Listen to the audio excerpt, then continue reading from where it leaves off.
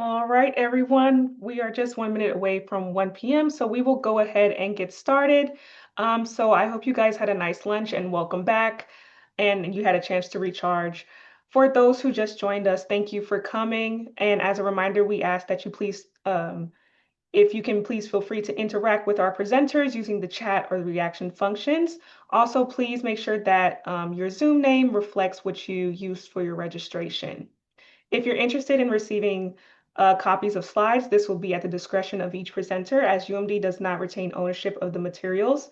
You'll see a disclaimer at the bottom of each slide indicating whether a session.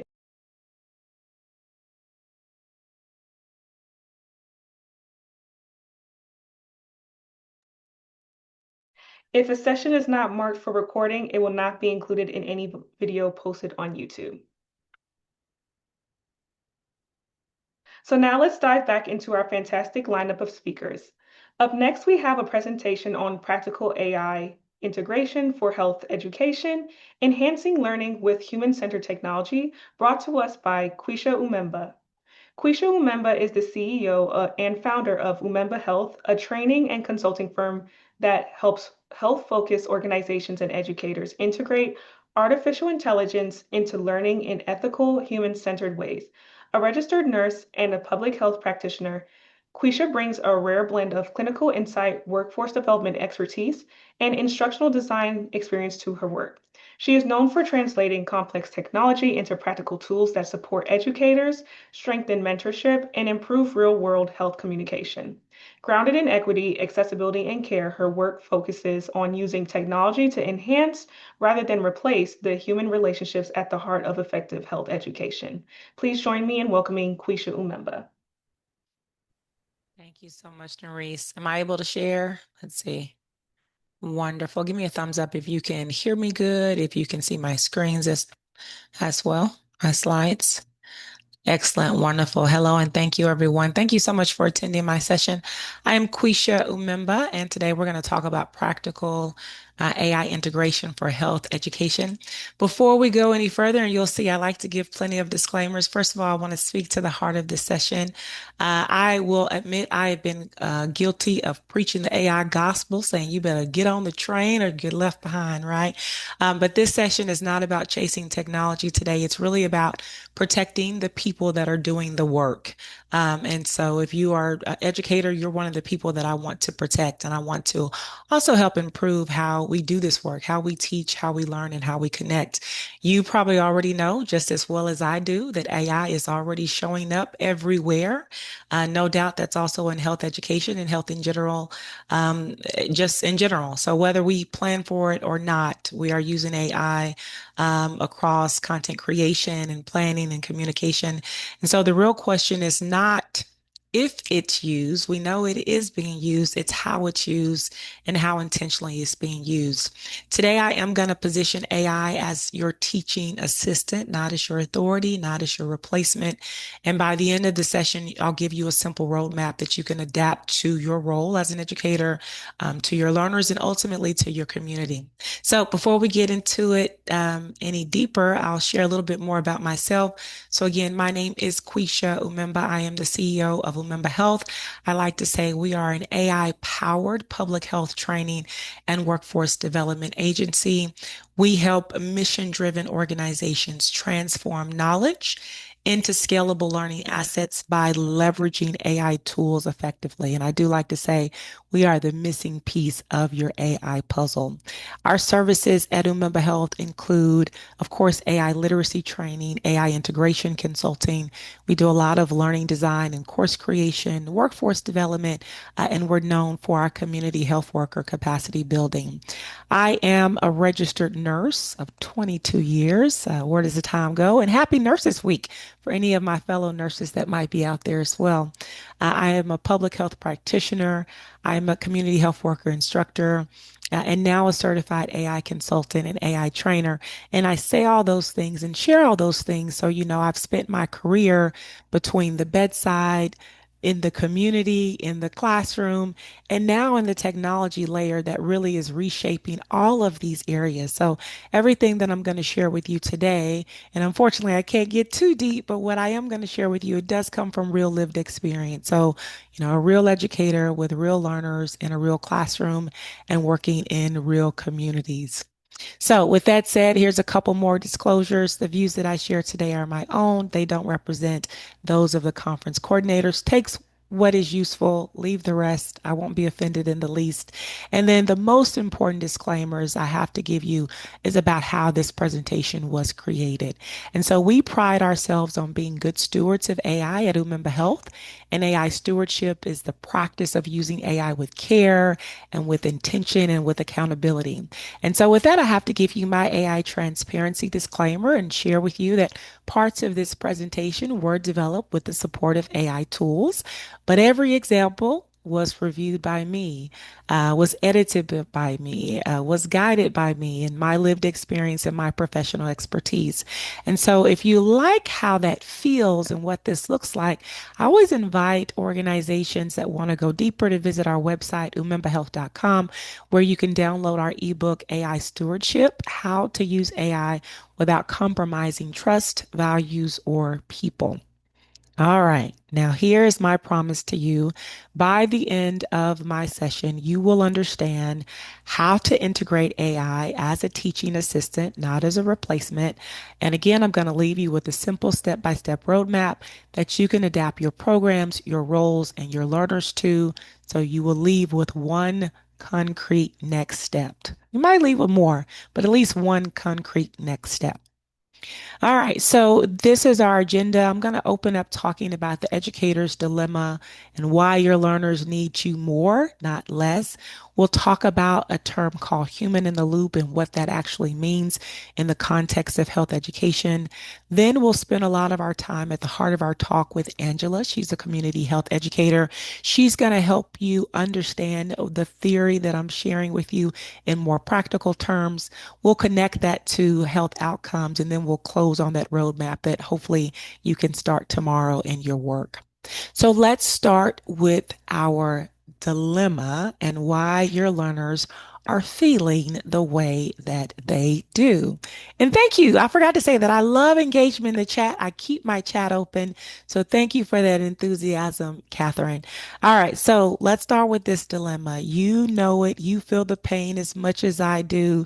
One, first things first, educators are overwhelmed, right?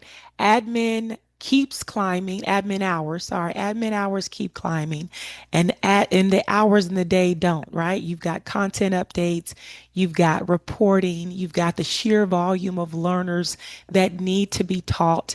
And when you're being pulled in 101 different directions, guess who gets the leftover version of you? Your students, your learners, right? That's one issue.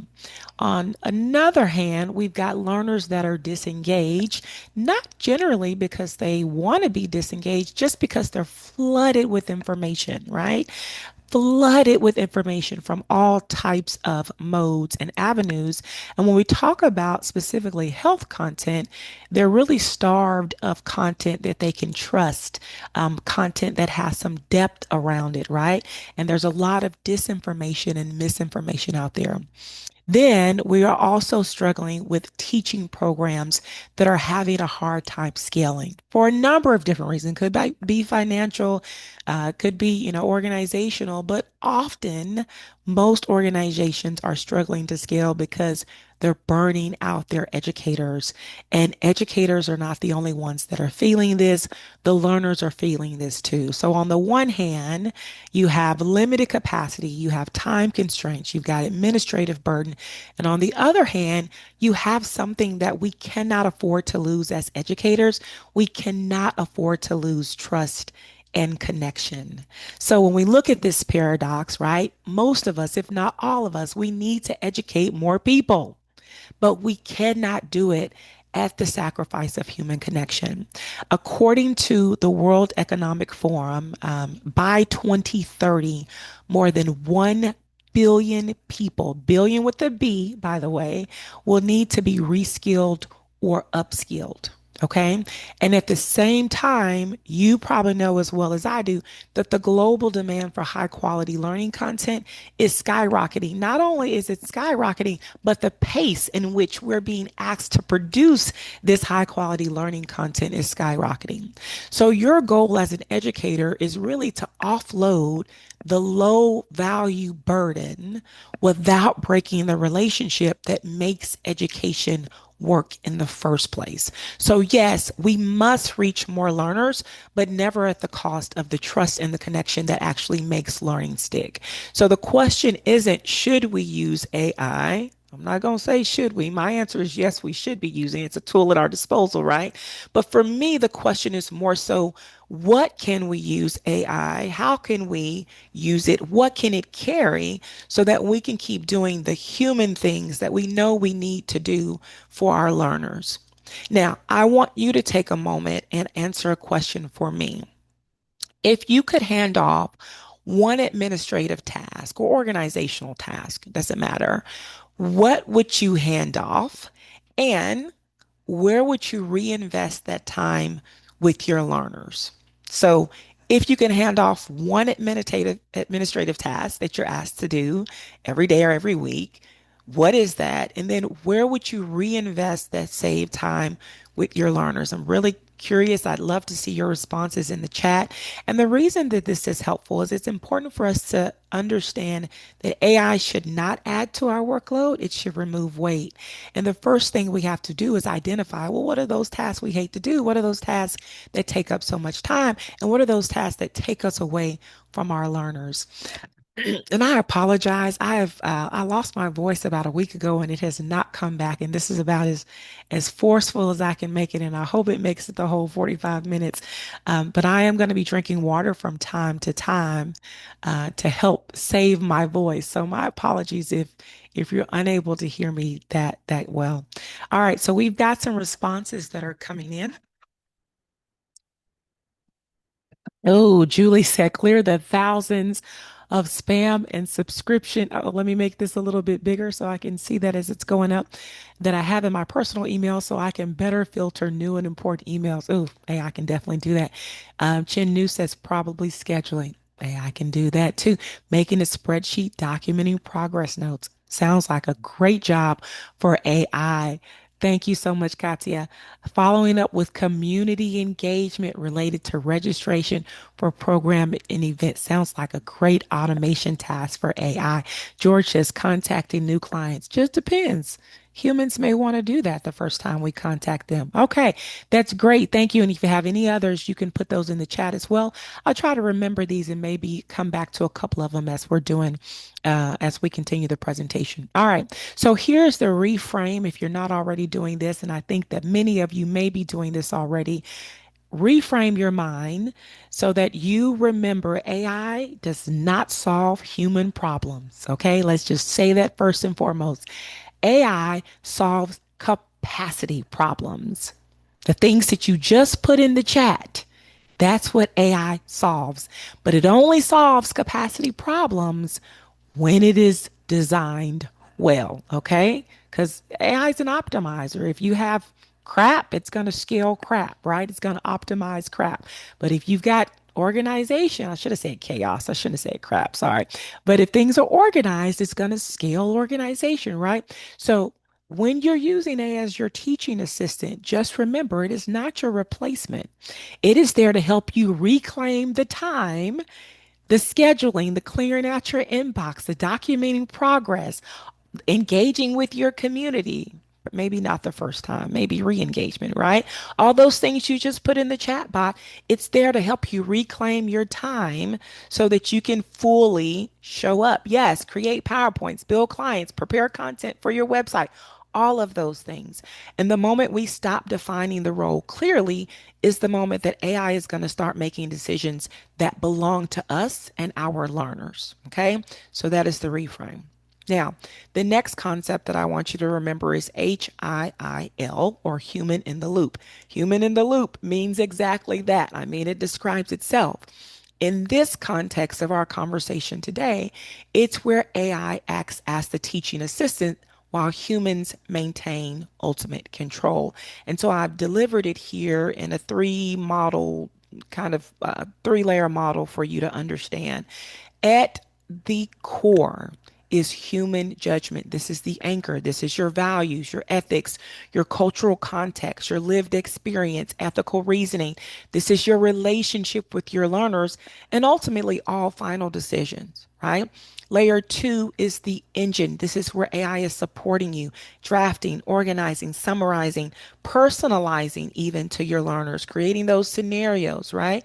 This is because AI is fast, it is tireless, it doesn't need to sleep, so it's useful for heavy lifting that requires a lot of volume. And then the outer layer is your environment. This is your learning workflows, your classes, your programs, curriculum design, learner support, lesson planning, all of those things. And so when you look at human in the loop, you can see you can't have everything unless you have the human judgment at the core. So that I'm going to keep driving that home because I want you to understand. And people ask me all the time, should I teach using AI? My response to them is, where are you going to stay in the loop? Yeah, of course you should, but where are you going to stay in the loop? Because AI helps us do the work, but it doesn't decide where the work should be, if that makes sense. Okay. Now, I started off this presentation providing my AI transparency disclaimer at the beginning of that talk, because one of the things that we've done is Umemba Health with our internal policies is we've said this is how we use AI in our organization, and this is where the human is going to come in. I want you to do that as you start this work where you're going to incorporate AI as your teaching assistant. And you can look at it as separating it in two groups or in two trays. And so tray A is really where AI shines. It's high volume, it's low context. It's stuff that takes forever. It takes you away from your class and your learners. It takes you away from the things that you need to be doing, summarizing, sorting, drafting, adjusting reading levels. Thank God we don't have to do that manually anymore, right? AI is great at these things. But tray B, this is the human aspect of the work you should be doing as a health educator. These are low volume, but they're high context tasks. These are things like mentorship. This is where cultural nuance comes in. This is where emotional support, building trust with your learners, ethical or clinical judgment. AI is completely wrong for all of those things. And this is where I see many people, not just educators, but many people in general, they flip it. They give AI the human moments and they hand do the busy work. So take inventory of what AI does really well and what you as an educator do really well. And I promise you, as long as you get that right, you're going to feel the difference and your learners are going to feel the difference too. So that's the shift that I'm talking about making here, is letting AI reabsorb the repetitive pieces so you can invest in what only you can do as an educator. There's a matrix that I have given you as an example too that you can help do this. This is kind of what we use internally, where we have on one side where AI, what task AI can do, what task the human or the educator can do. And guess what? Sometimes AI can do both. And the educator can do both. And so that's where our human judgment comes in and saying, you know what? We're going to let AI organize and we're going to let it take the first draft and we're going to let it do the brainstorming because we need our brain power and we need to save time, right? We're going to let it sort out the emails. We're going to let it draft the PowerPoint presentation, just like the one that you're looking at, right? Because I don't need to spend my time doing that where there's so many other important things. And I got 101 people enrolled in my courses that I need to spend time mentoring and pouring into them. Okay. So a matrix like this is going to protect your role, it's going to protect your learners, and it's going to help build trust ultimately. And we know that trust is built through people and relationships, not through systems and not through technology like AI, right? Now, I'm not beating up on AI. I'm a big proponent of AI, but I do believe in human centered AI practices. Now, I've given you a lot of theory. Now I want to make this more practical for you. So I'm going to invite you to meet Angela with me. We're going to go over Angela's case. We're going to follow her through one full workflow as she prepares her learners to lead culturally tailored diabetes education in their neighborhoods. Now, of course, I do a lot of work in public health and community, and so the case study is going to reflect that. But try to imagine what you do with your learners and what that may look like with a similar with a similar workflow. Sorry. All right. So Angela is a community health educator. She trains community members to facilitate diabetes education sessions where they live. She has 50 new learners this cohort, a ton of learners. She has handouts and facilitator guides that have not been updated since 2022. She has an influx. Somebody talked about their inbox, right? She has an influx of emails on tons of questions about what to do and am I prepared and what if this happens and what if that happens. And her goal is not only to develop this content, but she wants to send every learner out confident, prepared, and rooted in their community. And she wants to do all of this without burning herself out because she's got to get this cohort ready and out into the community and ready for the next cohort. So, what Angela does is she completes 4 steps across one workflow. As an educator, you already know the first step is to identify the learner gap, right? So she does that, and then she assigns the role of teaching assistant to the AI tool that she's using. That can be the tool of your choice. I'll talk a little bit about that in a little bit. And then she does a human review. And the next step is to personalize each learner send off. And so if you look at these 4 steps across this one workflow, you see that AI absorbs the first two, identifying the learner gap, and she's going to take that information and it's going to do something with it. And then assigning the role, it's going to absorb that. But then the last 2 steps, that's where she comes in, the human review, and then delivering that personalized information directly to her learners. So let's take a look at what this looks like. So we're going to bypass the first step. We're identifying the learner gap. We know we've got outdated facilitator guides. We know we've got a ton of frequently asked questions from her learners. So this is what Angela's going to do with step 2. She's going to assign her AI tool as an assistant, as a teaching assistant, right? So there's one thing I want to mention here when we talk about prompting, this is going to be very short, right? So you can do a vague prompt with something like "help me with my class" or "help me with my diabetes class" for my learners, but I promise you, you're going to get very generic, very inaccurate, off tone, and most of the time unusable outputs. Okay. So at the minimum, you need a scoped prompt that has 3 parts, right? We actually teach a few more than that, but at the minimum, you need a role that you're going to give your teaching assistant. You need a source and you need an output. So you need to tell it what it needs to give you, right? And so you can see here that Angela is going to say something like, "You're my teaching assistant. Here are my curriculum notes plus the 12 most common frequently asked questions from my learners. And now that you have this information, draft a 1-page study guide in plain language at a 6th grade reading level." Okay. And so when she does that, it produces a unique, tailored draft that is ready for human review. I'm going to actually show you what this looks like. And because I can't do it in this PowerPoint presentation, I'm going to switch my view here really quickly.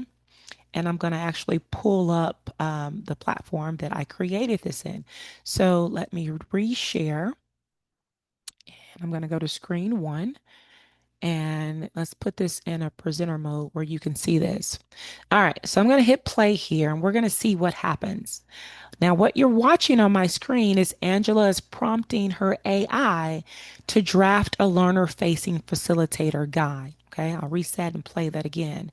And she wants her learners to be able to run their own session. So again, she says, "You're my teaching assistant. Here's my facilitator curriculum and the 12 most common questions my learners are asking as they prepare to lead their sessions. Draft a 1-page learner-facing guide titled how to run a culturally tailored diabetes education session in your community, right? Plain language, sixth grade level, speak directly to the learner as future facilitator. And so that was Angela's prompt. In the second section, you see the AI draft, which is not what we're going to use, right? You never use the first draft. And what you see in step three is the human checkpoint, the guardrails that Angela's actually put in place. So she didn't have to start from beginning developing this document, but because she knows her audience, her learners, she's going in and adding her own personal touches as an educator. You see, she's changed some terminology here. She puts in a special note from herself. You already know your people. This guide is here to help you trust what you know and add a few tools, not replace your voice with a script. And so, where it's giving her some recommendations, I'll just go here to step three. It says use foods your learners actually eat. And so she crosses out as your examples and says rice and beans, collard greens, tortillas, jollof, whatever is on their table, skip the generic plate diagram. Right? So, this is how you use AI.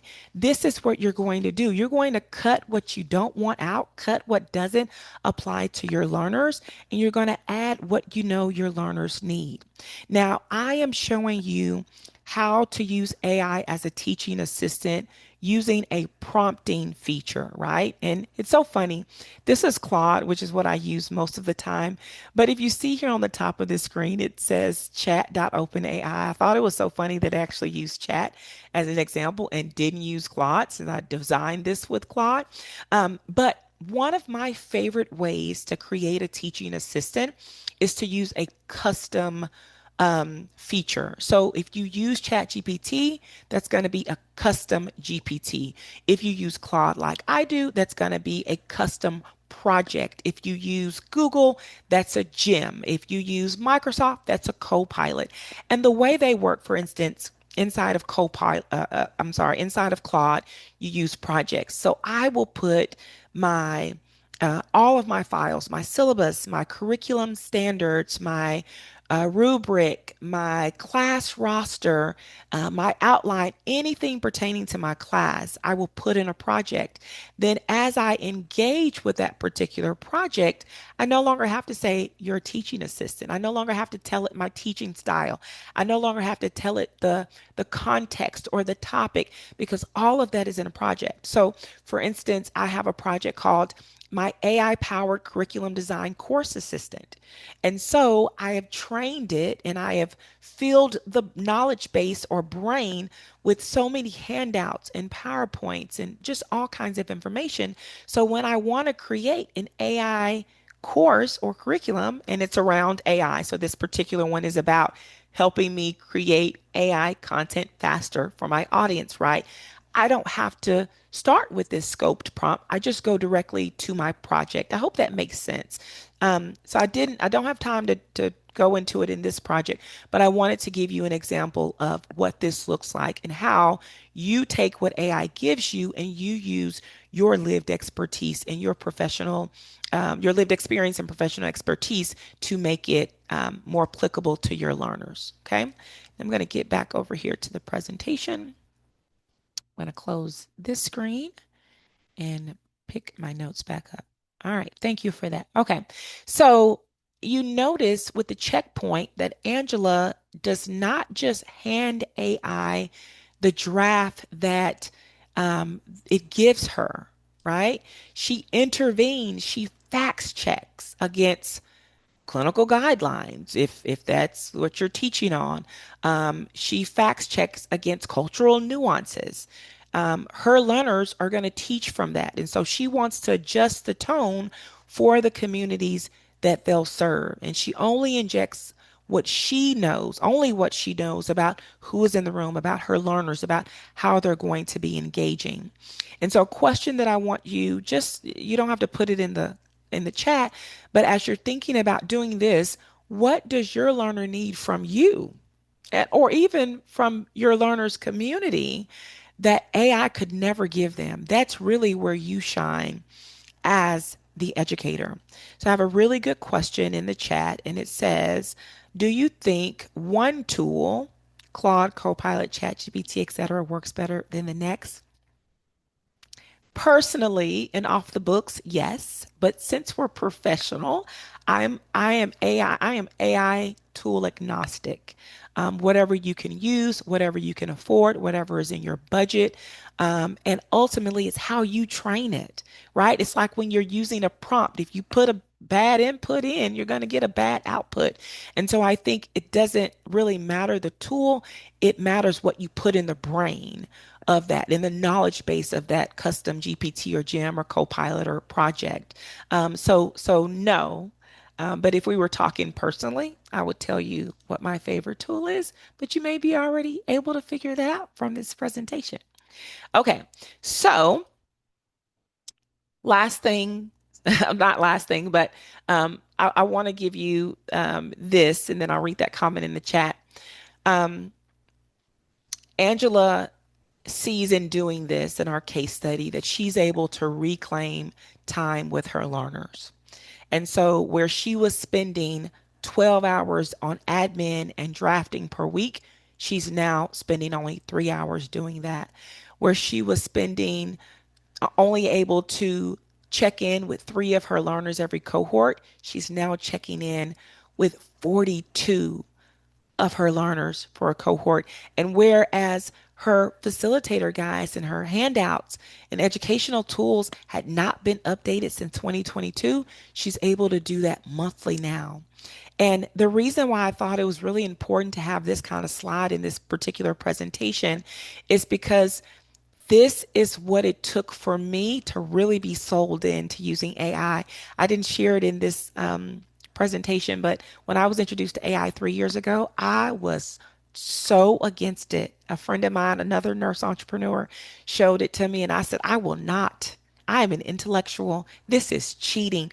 Every book I've read, every course I've developed, I have done that through my own efforts, through my own blood, sweat, and sometimes tears when I was in school anyway.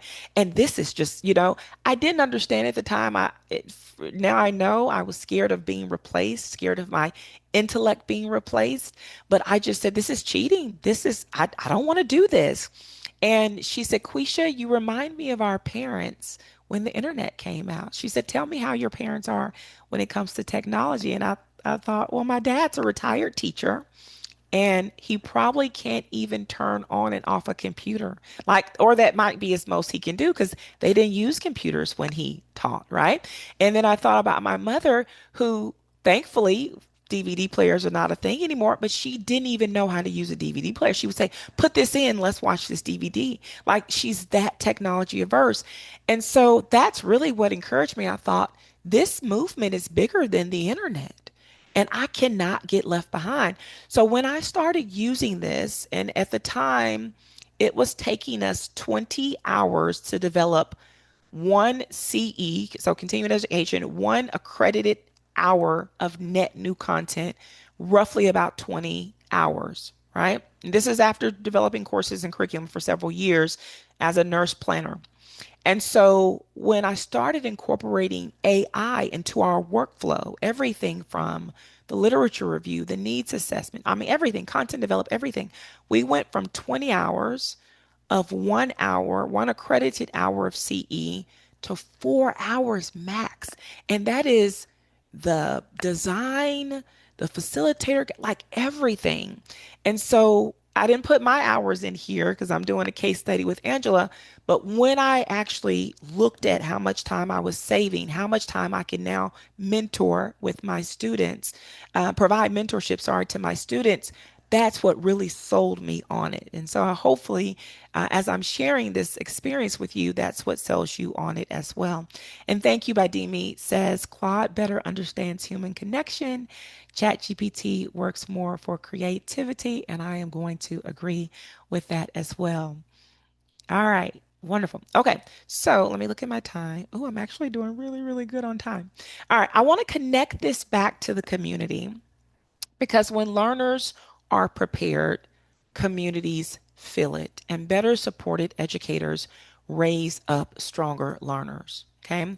So Angela used AI to prepare her learners. She equipped them with plain language guides. She rooted every lesson in the learner's own community. She followed up with almost every learner. I mean, 42 out of 50, that's almost unheard of. She refreshes the learner curriculum monthly now, not yearly. And actually, it had been several years since it was last updated. And all of those things that she did allowed her learners to be able to spread accurate, plain language health information, which then allowed her community members to ask better questions of their providers at their appointments. This in turn builds trust in our health systems and stronger follow up on care plans and on care plans and how people are actively engaged in their own health across the community. I call this a reallocation loop because AI is absorbing the admin, the educator is getting time back that they get to reclaim in their schedule and spend with their learners. They are reinvesting that time in learner mentorship and development, and learners are stepping up. And when the learners step up and they're more confident, they're more prepared, the community feels that impact and health outcomes are improved. And that loop just continues on and on and on. It runs again and again. So here are three commitments that are really non-negotiables as you do this work. And even though it applies to everybody, again, the context specifically is here as educators and specifically health educators. Ethics and equity is first and foremost. Every output is checked for bias, is checked for misinformation, is checked for hallucinations and confabulation before it ever reaches a learner. Okay. Second, AI supports humans decide. People get so frustrated because they say, I tried to use AI and I got rubbish and da da da. It's never supposed to be a one and done. AI is a really good first draft, right? But it's never a one and done. And then the third non negotiable is the educator learner relationship is the work. That connection, that human connection is irreplaceable. Everything else is extra. Everything else is scaffolding. And so if you hold these three at the core of your practice as a health educator, you won't get this wrong. Hopefully, you won't get this wrong. All right. So I promise you, I would leave you with a simple roadmap that you can start. Alexa, stop. Sorry. A simple roadmap that you can start tomorrow if you're not already doing this work. And the first thing I want you to do is identify one bottleneck, one task that drains you and it really stops you from showing up as much as you want to with your learners. Okay. Don't try to overhaul and do everything at one time. And then I want you to test by training an AI teaching assistant. Doesn't matter what platform you use whatever you use every day, what you're most comfortable with right now, but train it, okay? You can start with a simple prompt. Your teaching assistant, this is the class I'm teaching, this is what I need, give me an outline, whatever. Or you can build a custom tool where you're telling it, this is my learning guide, these are my notes, this is my evaluation from the last time, whatever you want to put inside of that brain. And then you want to set your guardrails. I call it your golden gate. Nothing reaches a learner without your review. So that is your roadmap. One bottleneck, one test, one checkpoint, and then you can see if you feel a difference. I definitely think you're going to feel a difference, and your learners are also going to see and feel a difference as well. Okay. So, what step makes AI your teaching assistant tomorrow? Those three steps that I gave you, but also if there's something else that you're thinking about, feel free to share that inside of the chat as well.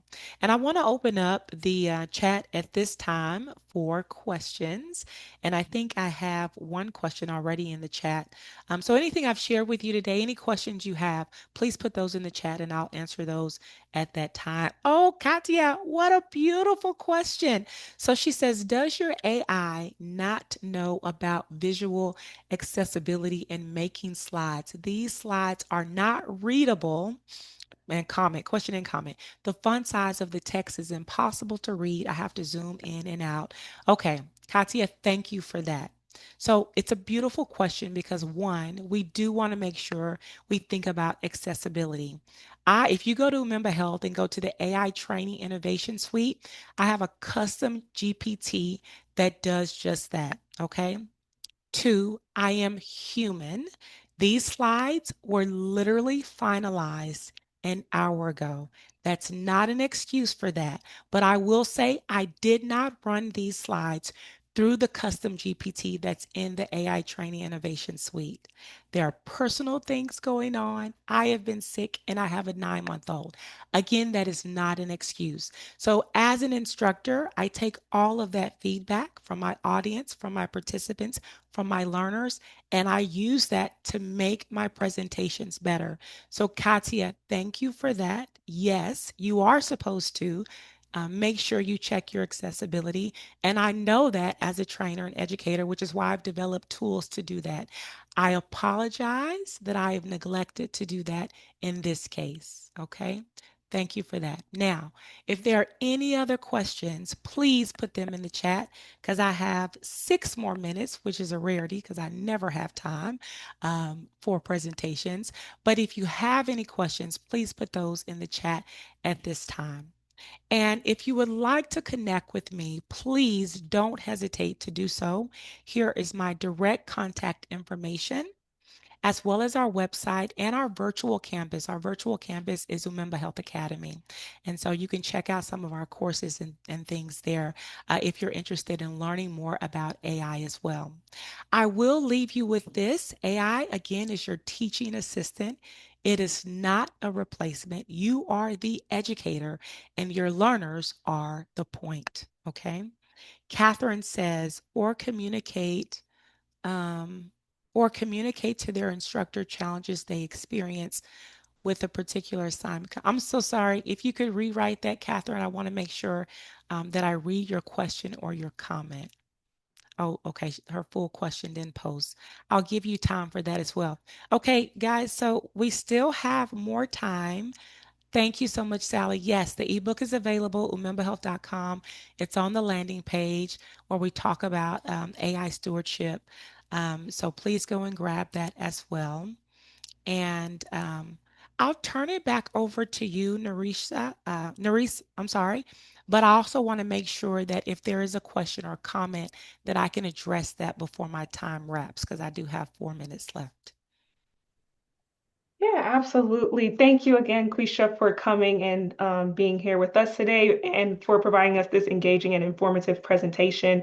As Quisha said, we are allowing you to go ahead and ask any final questions for the remainder of her time before we go to our intermission. I'll also, and if you would prefer to raise your hand, I will give you access to speak if that's easier.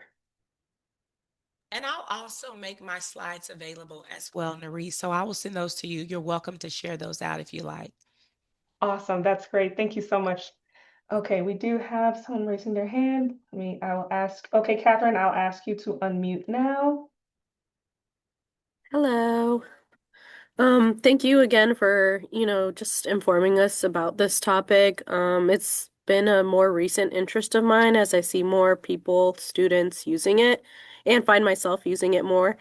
My question from earlier was more people want AI to be more humanistic, so emotional versus sterile, stoic, generic. Um, Thinking that that will improve the response from AI. However, one of the things that I've read is that, and also I think it's just something that we know, one of the causes of bad decision making in humans are when emotions are involved.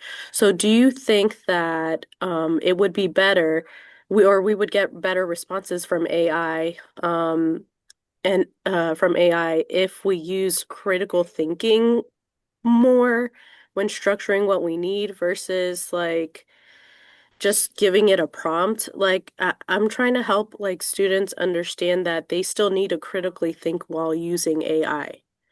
Absolutely. And I think there's going to be a little bit of critical thinking skill decay because of AI. Um, but yes, we certainly need to provide more context to it. I want to go specifically to your question about emotions. I'm going to say it depends on who your audience is and the information that you're sharing with them. Often, I will just prompt my AI just to give it the feedback, because I know during the human review, that's where I'm going to put Quisha's spin on it. And there's a certain way that Quisha talks and a certain way that she writes, right? And so that is why Mm. that human review is so important. Now, I will also say I'm writing my third book right now, and I have trained the AI tool that I use on how I write and the way I come across emotionally and the supportive context, or the way I may respond to. I'll give you I'll give you a practical example. I was developing an email sequence, and it's for women, and it's maternal health focused, right? And it created the emails for me. And I said, when I speak to women, I'll say, "Hey, friend, hey, beloved, hey, love, how are you doing?" Right? And so I tell it, when you start an email, start by saying one or the other. When you end the email, I'll say, "In love, in faith, in trust," something like that. Quisha, Umemba, whatever that is. So you certainly can train the tool that you're using to have that emotionality in there. But again, the human review is going to be so important to make sure it still sounds the way that you intend it to sound, like you or whoever it is that is prompting it. I hope I answered your question there, Catherine.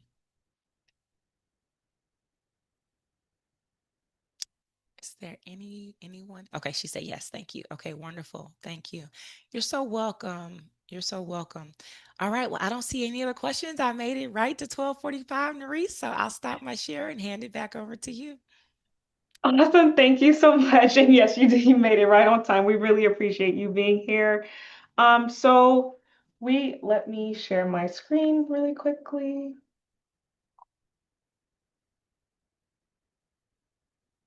All right. We are now at our first afternoon break of the day. And this afternoon break is going to last for 15 minutes. If you cannot stay for the full duration of the conference, please make sure to scan the QR code and complete the brief survey. We would really appreciate your feedback, and we will resume at 2 p.m. for our panel discussion.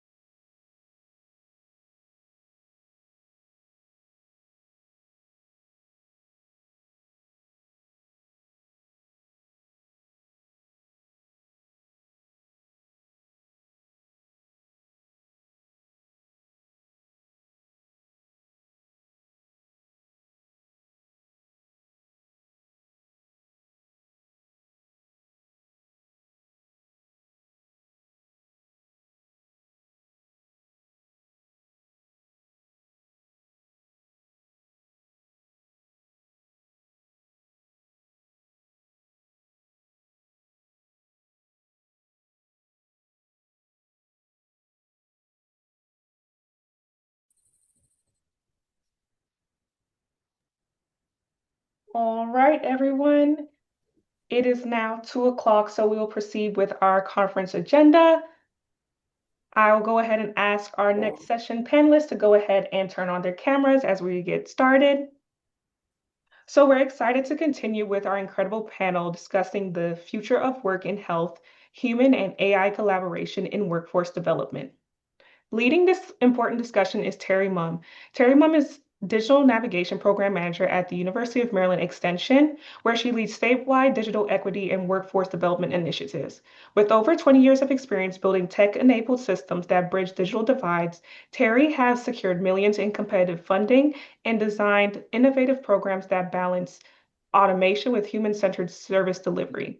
A 2022 Digital Inclusion Fellow and recognized emerging leader in digital equity by the National Digital Inclusion Alliance, she brings expertise in coalition facilitation, operational system design, and preparing communities for the future of work. Our panel brings together an outstanding group of experts. Dr. Yulin Hswen is a distinguished AI scholar and associate professor in UMD's Artificial Intelligence Interdisciplinary Institute within the School of Public Health. Her work uses AI and digital data from social media to search trends to understand human behavior and inform public health policy. She develops AI tools that translate large-scale data into insights that can support decision-making and shape the future health workforce. Dr. LaKeisha Harris is Dean of Graduate Studies at the University of Maryland Eastern Shore, overseeing 33 graduate programs and leading interdisciplinary research initiatives. A former rehabilitation counseling professor, she focuses on workforce development in health and human services, including training programs in substance use recovery and applied community health. Dr. Kimberly Poole-Sykes is a senior academic leader at University of Maryland Eastern Shore, focused on counseling, mental health, and educator preparation. She leads workforce development efforts that strengthen clinical training, accreditation, and access to mental health education. Her work centers on building a diverse, ethically grounded, and future-ready behavioral health workforce through community and systems partnerships.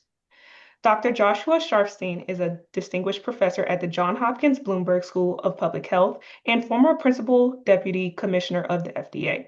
His work is health policy and leadership focused on strengthening public health systems and preparing the workforce to navigate emerging challenges, including technology and AI. And our last panelist is Obiageli Nwachukwu, and she is a bioinformatics graduate researcher at Morgan State University, specializing in AI, machine learning, and health equity. She develops predictive models that improve clinical decision-making for underrepresented populations and explores how human-centered AI can support more fair and effective healthcare systems and tools. With that, a warm welcome to our panel, and I'll pass it to the panel moderator, Teri. Thank you so much, Nerisse. We'll get started. I'm so excited to be the moderator for this session. We have an incredible panel, as Nerisse just described, so let's jump right in. We have a lot of conversation ahead and not nearly enough time for everyone, so let's get going. Our first question today is going to be about the evolution of tasks, and I'm going to kick off with Dr. Harris and Dr. Poole-Sykes, and then we can hear from the rest of the panel after to keep going with this question. So with that, we hear a lot of AI replacing jobs, but the reality is more nuanced. Can you share a specific example from your field where AI is augmenting, not replacing, a healthcare worker's role? What does that human AI collaboration actually look like in practice? Well, Okay, I'll thank you, start. Teri. Oh, go ahead, Kim, you can start. No problem. What I've been thinking about is how to use AI in a really ethically sound manner. And one of the things that we are becoming quite accustomed to is the efficiency of AI. And we have now been able to start this process of what can we tell our students so they know that we can use AI, it can still be grounded, you can still hear and see your voice. And one of those ways is to sort of manage AI with with our paperwork, our processing, and gathering data. So it doesn't take away who that student will become as a counselor, but it will allow them to use some of the tools to make life easier. Case note management systems, pulling up theories and techniques. We still don't lose the I, the you, the we, but pulling all of those things together for efficiency is very important. And my answer is similar in that, and some of the real world examples that I can think of as we talk to students, as we are training, as we are looking to provide greater access to our community on the use of AI and counseling techniques and things such as that. One of the things I'm wanting to train our students to understand when human intervention is necessary, and I think as clinician or counselor educators, one of the things we do is we try to train our students in that, yes, it's important. It can be used. It can help benefit the clients that you work with, but also understand that it cannot be a full replacement. And I think I was using an example last week of me going to the doctor's office and having to now sign paperwork that says, I understand that AI will be used to take notes. I think that's great. That frees up time for our clinicians that we work with. But I would not want the AI diagnosing me or anything like that. And so it's important that we train our students in that way. And kind of to piggyback, Dr. Hswen. Oh, go ahead. could I Sorry. just piggyback and also say the other piece to this is knowing that AI will be used in those ways, it frees up so much more time for us to hone in on how important the human connection is. I certainly Awesome. agree with that. I'm a pediatrician. And for me, when people ask me, what's the best part about being a pediatrician, I actually say it's the relationship with the parents.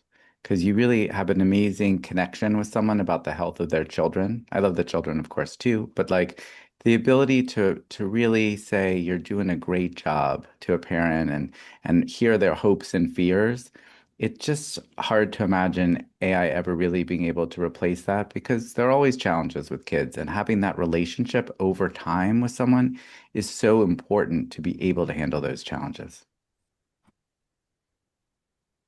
So it's interesting because obviously as a researcher in the field and then also just being, in the public and as a patient myself, yes, from the research aspect, I mean, there's so much potential for it. And, on the theoretical side, it can really start to do tasks, for instance, organization and so forth.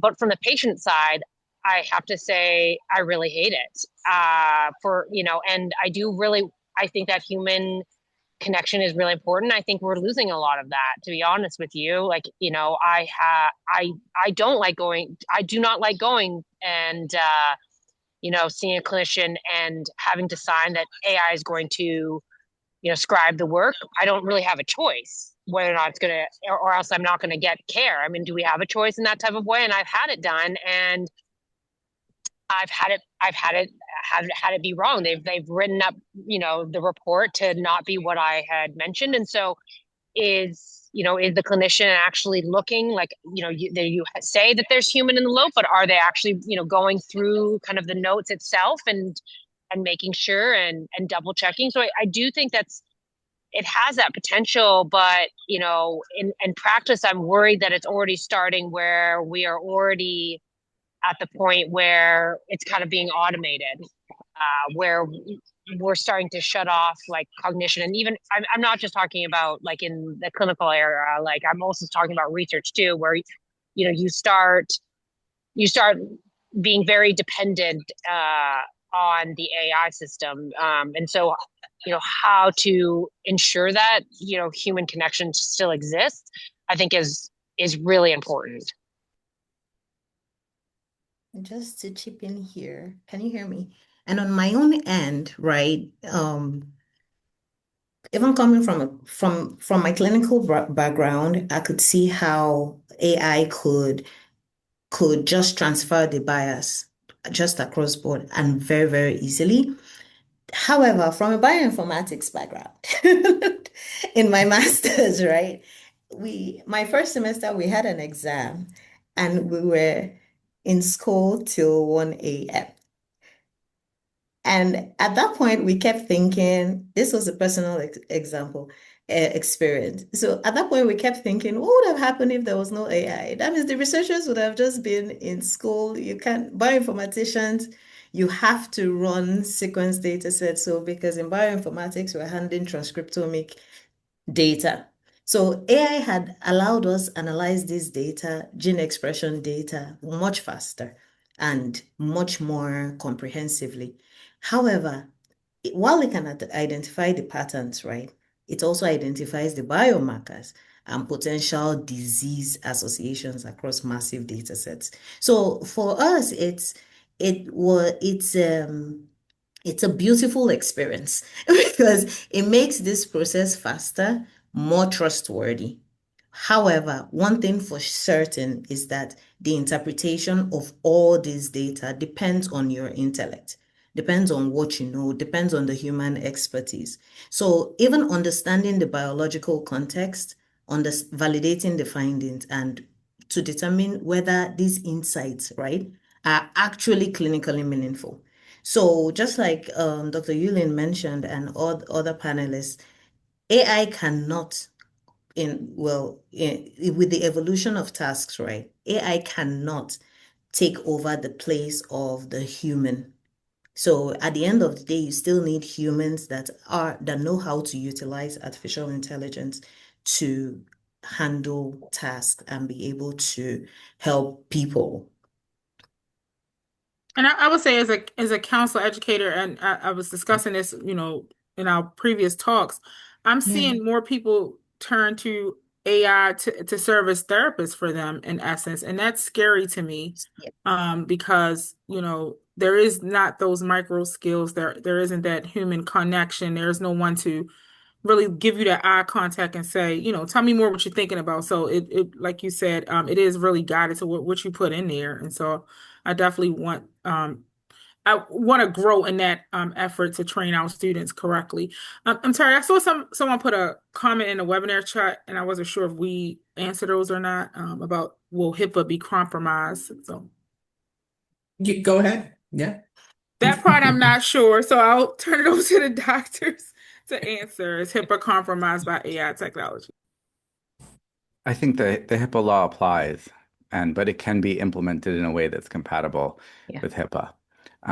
You could certainly implement it in a way that's not compatible with HIPAA, but I don't think that's probably the big challenge right now.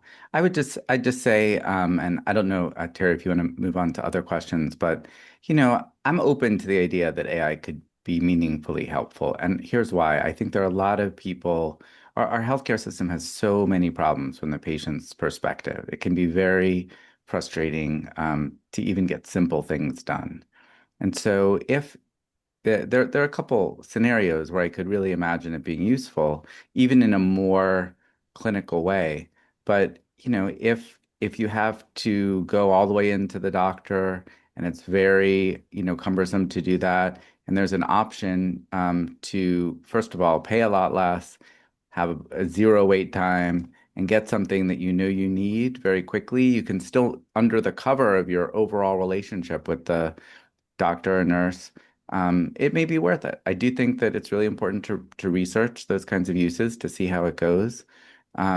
And I do think it could really make life better both for patients and doctors. You could imagine it working. So I think there's a lot yet to learn about the correct use of AI, recognizing that there are incorrect uses of AI that we have to be on the lookout for too. That's great. I'll transition at that point, but it does remind me of the conversation we had earlier today with Isaias about the accountability of these AI tools and who is left being accountable, right? So the difference between the human in the loop or the doctor in the loop, as we are talking about right now in your cases, versus somebody just using Chat GPT or something like that as in replacement of a therapist, right? There is Yeah. no accountable person on the other side. Like if you get your notes wrong, like I gave an example earlier of my boyfriend's mother, went into an appointment. They used an AI note taker. Her husband is chatty and talked a lot about himself in that meeting.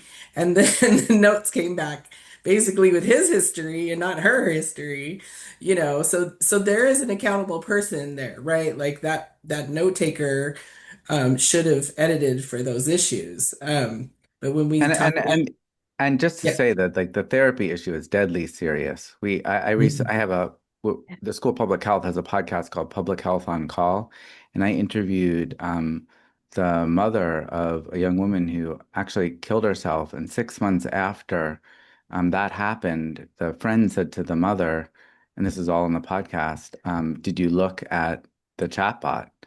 And she said, what do you mean? And they still found hundreds of pages of going back and forth with the chatbot. This was not actually an example of the chatbot saying, telling the young woman to hurt herself, but it was an example of the chatbot kind of just expressing empathy and not really helping. It was like, I feel hopeless. It's like, I'm so sorry you feel that way. But it was, I'm planning to hurt myself. I'm so sorry you feel that way, rather than, hey, you got to do something. You got to tell someone. You got to here. Let's figure out what to do. So like using at this point those chatbots is dangerous for that purpose. And is it possible there could be a role for AI chatbots? Again, even the mom of this young woman thought the answer to that was yes, but she definitely thought there needed to be a lot more research and safeguards before that really could be recommended. Yeah, something else I would like to add to your response is that in the role of chatbots, if some of us have been thinking about it, like say for example, um, potential patients or clients are interacting with chatbots. Is it possible to have the chatbot um, trigger feedback with actual clinicians to intervene when the situation is becoming too uh, if the chatbot is not able to express more than empathy and the situation keeps coming up repeatedly, is it possible for it to trigger a feedback loop to an actual clinician who can follow up from whatever is in the chatbot? So these are like so we're still going to get to that part about the training gap, but uh these are some of the feedbacks that enhance healthcare and how artificial intelligence is being used in clinical setting. And that would be my addition there. Like a triage situation almost. Yes. Love it. Okay, next question. Good. Building AI literacy in a healthcare workforce is easier said than done. What is the single biggest barrier you see to training health professionals to work effectively alongside AI tools? And what strategies have you seen actually work? I'm going to kick this off with Obi, and then go with Dr. Poole-Sykes after that. So, hi, thank you. So on my own end, I think one of the biggest barriers is access to artificial AI tools or even the technical skills. Like, because there's a high instance of it being misunderstood in terms of what the bot is doing, what the AI is doing, or what it isn't doing, the breadth of intervention that you can utilize it for. So what I've noticed recently is that many healthcare professionals falls into two extremes, right? They either overtrust, put too much faith in what the AI output presents, or completely distrust them. And in that case, both situations, both spectrums are actually quite risky. Now, a practical example is sometimes when AI is being used in documenting as a documentation tool. So some clinicians, they assume that the output is always accurate and they don't review it critically. And which also spoke to the previous last comment about being able to utilize the tool and follow up with the tool. So While some other people, they totally avoid using the tool entirely because they don't trust the tool. So, in terms of effectively using the tool, it sits somewhere in the middle. We need to understand the limitations of the system and actively validate what it produces, right? So many challenges across the tool because just like the last presenter before this session, she talked about the internet boom and how our parents reacted to it. So same way, artificial intelligence and how people are reacting to it. How can we consistently encourage people to improve their skill sets around these tools? And there's so much more. In fact, from a workforce development perspective, right? Let me just add this here. From a workforce development perspective, right? I think most training has shifted away from simply teaching the tool, use of the tool, and they now focus on how do we evaluate AI outputs critically? How do we recognize that there are bias and the limitations of bias? How do we understand the ethical and governance implications, right? So most importantly, how can we integrate AI insights into real clinical outputs and make it responsible? But it's not just training healthcare professionals to use AI. We are training them to collaborate with AI. And that, for me, from my perspective, should be the goal. Because we need to build a mindset, especially for emerging professionals, as what will make AI integration more responsible, more effective, and human-centered for future healthcare workforce. So. Well, let's see, Dr. Poole-Sykes. Yes, that was awesome, Obi. I wholeheartedly agree with everything that you said. I think the biggest barrier is what's going to happen in a few more years when counselors are no longer critically thinking. We've sort of missed this boat where using AI creates such a leisurely way of getting information, but that information may or may not be accurate, may or may not be an authentic voice. And how does it help our profession? And thinking about those barriers and knowing that critically thinking will be a huge deficit, it's sort of scary. It is absolutely scary. I think last week I talked a little bit about what we're doing to close that gap within the educational platform. We've gone back to Scantrons. We are now encouraging our students to take a test using what we used back in the 70s, a Scantron machine. So what that also means is we have to explain to our students what this thing is and how it is scored and why they have to study versus how they used to do things. So bringing in old school methods may be one way of ensuring that our students are critically learning versus rote memory. You're giving me some pretty intense flashbacks to Scantron machines. Just to tell you, and people may not know this, but you'd get a little thing, you bubble it in a number 2 pencil, and then in my class, I can almost picture the layout of the class. They would line us all up, and we'd have to run our own cards through the Scantron, and every time it marked one wrong, you'd hear beep. Yeah. So like some people would go through and you'd hear no beeps, and they got a perfect score. And some people was like beep beep beep beep beep beep, beep, and you'd be like, oh, that was stressful. Hopefully the people won't do that. You could No, grade we them, don't do it that not way. in front of all the students. No, it's not in front of all the students. Yeah, that was very traumatizing for me, I think, in retrospect, now that I think about it. But I do think the question is a good one. How do we teach people to use AI effectively? And I think it involves critical thinking skills. It's not just here's a tool, here's how you use the tool, but what's the purpose of AI? How do we want it to work? And what's the evidence that it can help us in particular reason? Why, if an AI tool is being used, what's the thinking behind it? It should be explained, I think, to students. And then students can reflect on whether or not it's actually achieving the goal. The purpose here is to help you be able to have more human time, more one-on-one time with the patient. Well, is it working? What's the feedback? So rather than thinking of it as something to be imposed, in the clinical setting, something that people can be learning about and providing feedback on as it goes.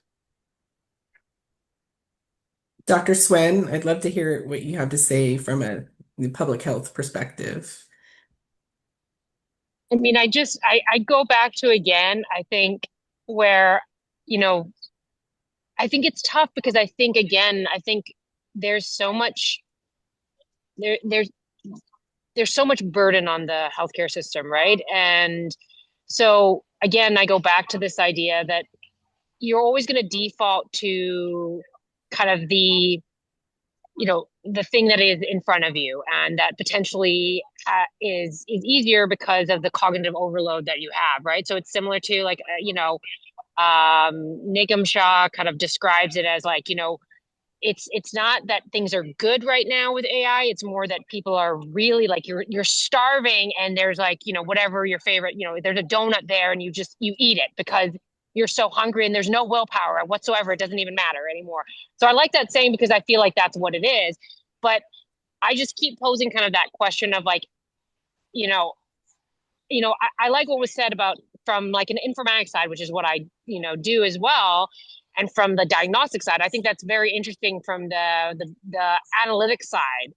So I'm more open to that, but I do not think that technology should be in any sort of human interaction whatsoever. And I think we do need to go back into kind of old school training methods, maybe not the Scantron where it's public shaming I saw in the comments, which was terrible.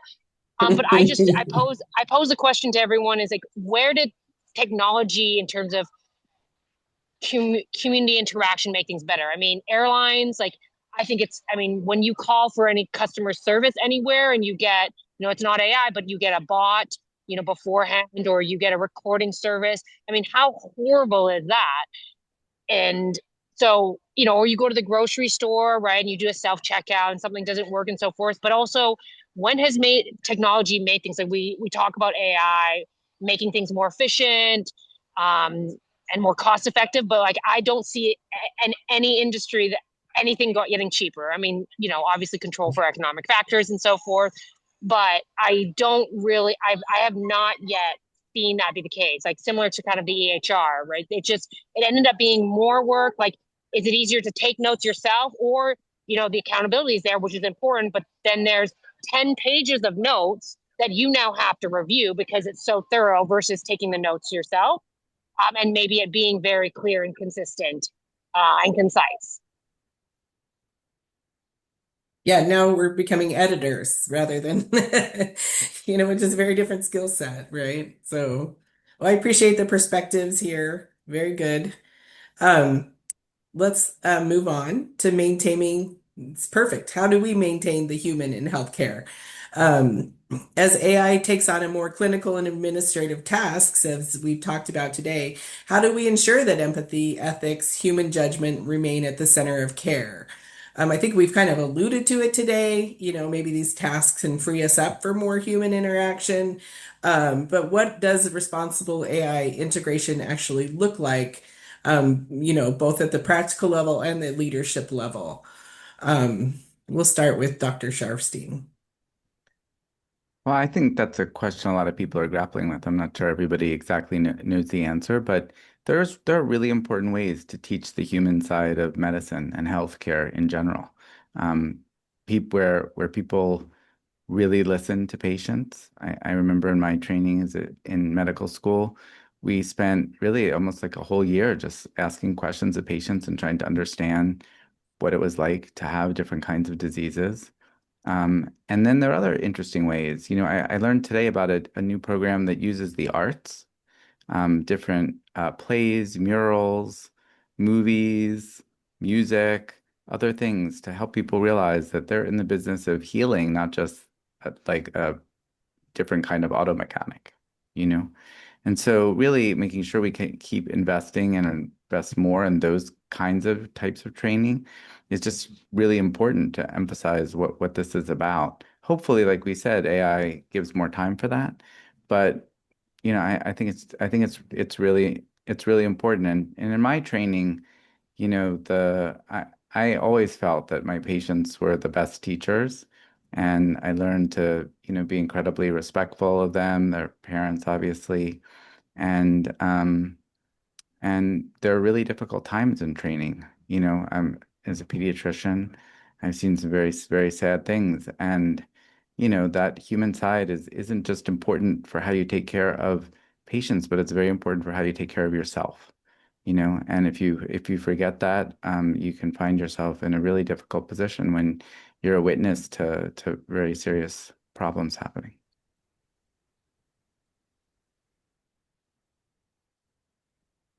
LaKeisha. Yeah. And Dr. Sharfstein, you just said exactly what I was thinking. Taking care of yourself, is the one of the most important parts of this. I know Dr. Poole-Sykes and I have this conversation all of the time. And even though I'm not directly working as a clinician, working in higher education, training clinicians, um, I know firsthand from when I was doing that type of work to the type of work I'm doing now, self-care is important, and how AI can definitely help with that burnout that we often get as being providers. And so I definitely am an advocate of it. Here at on a university level, we are coming together in teams to determine how best to infuse AI into higher education and the work that we're doing with our students and staff and faculty and things such as that. But I'm also very concerned about the ethical parts of it. And I think that's when we talk about in leadership, ethics will always reign supreme to make sure that we are being ethically sound. And this is something I preach to students. I remember when I was a doctoral student many, many years ago, how when I was doing qualitative research, I was cutting up pieces of paper and identifying themes. It's a pleasure for me now as a dean of grad school to see students using AI to do those type of tasks much, much faster.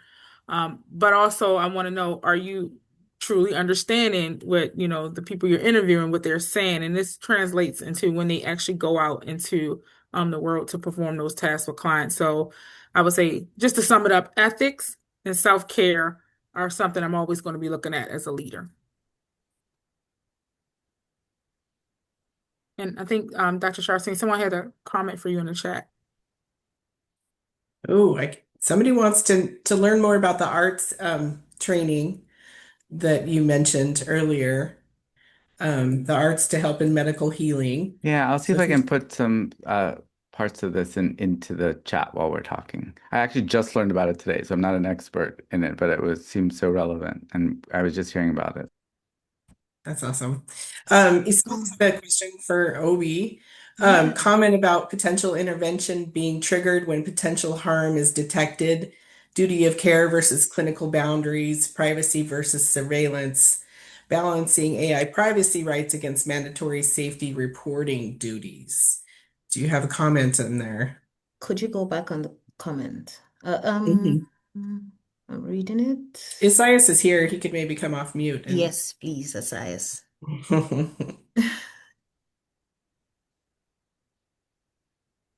Unless we lost him. Oh, Oh, he Oh, might he's not be a here. panelist. Oh, yeah.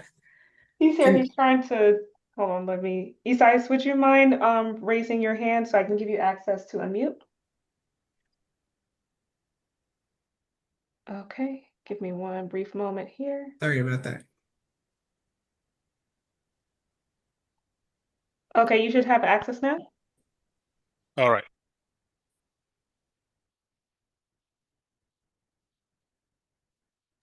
We heard you. Hey, can you hear me? Oh, we did. Okay, I'm here. Okay, thank you. So that comment about potentially triggering intervention, prices for the balance between mandatory reporting. Hey, Size, I think some people, they're having a hard time hearing you. Can you try one? Let me try coming over here. Okay. Okay, go ahead. Hi, can you all hear me now? Yes. I did. So the comment triggered for me the tension between the promise that AI companies promise that the chat logs are private on the one hand, and then the duty of care mandatory reporting that when the AI triggers a potential intervention. You might have seen the recent Florida Attorney General opening criminal investigations into OpenAI because someone used ChatGPT to plan a mass shooting in a Florida university last year. So that's going to be a really important tension between privacy of the patient, not even a patient, but in your privacy, you're going through chats on either using cloud, whatever is available, and then the fear of surveillance, or at the same time, do you want the AI to be a silent witness to tragedy? So, from my understanding so far,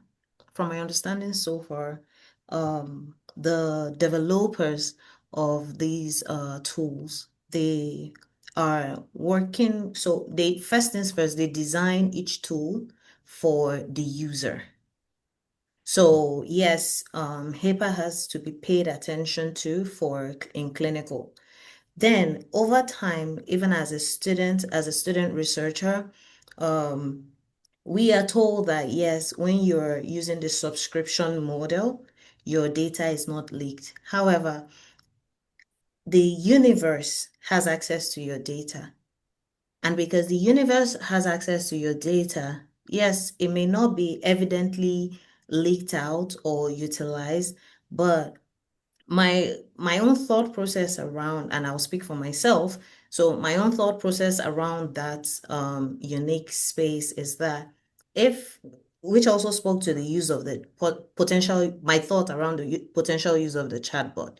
If there are recurring triggers from this particular user, is it not possible to investigate? Because yes, Dr. Shafsny, you want to say something? Oh, so I saw you nod. So my thought around, I hope I'm addressing the question. Is eyes? I think so. Okay. Yeah, you're addressing the question, and it's an open question, and the Florida case is only at the investigation stage. There has not been any formal criminal charges. I would even go into I would check the case because I know of late when some days ago we're in a meeting with Google and we're asking some questions around how they use the information, access to the information, what are the back end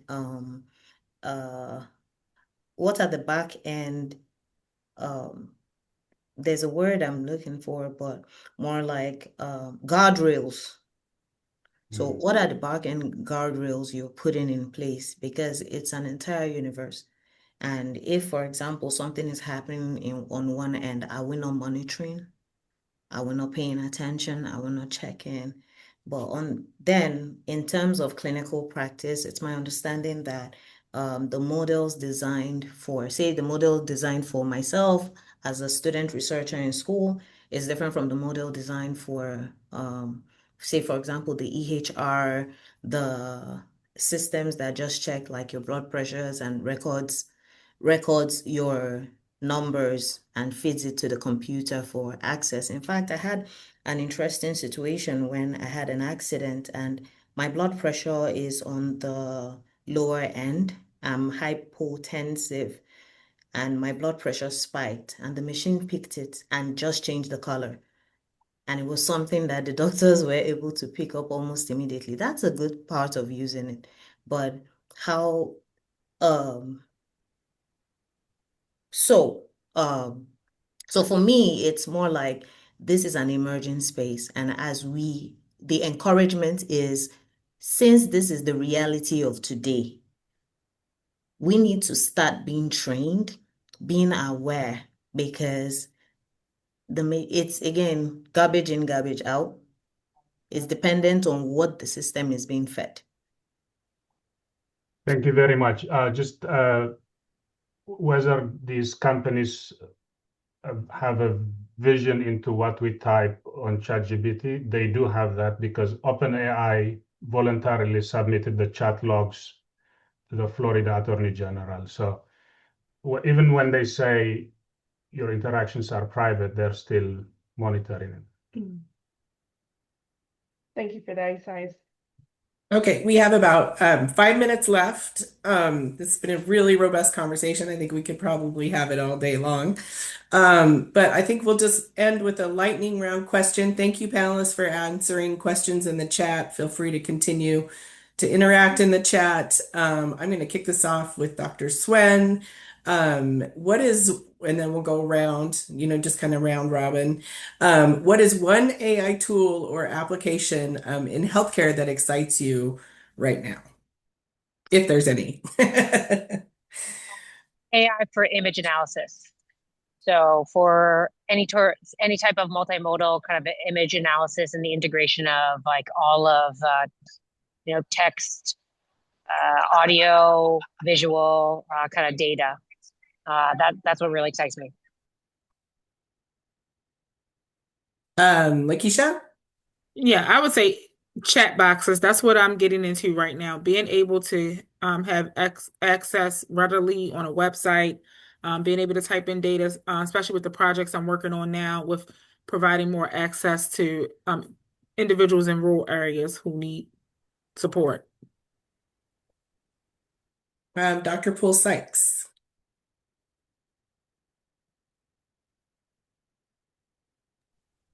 I agree with Dr. Harris in terms of those chat boxes. That's sort of what we're doing at a very preliminary stage.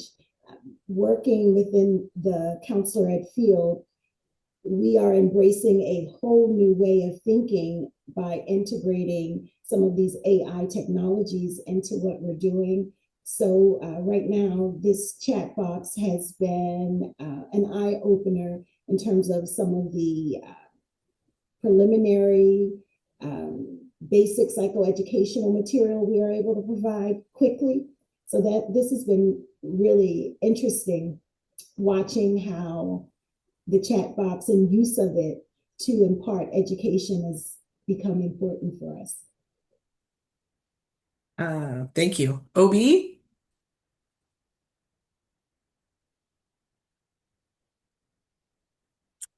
Obi, do you have one?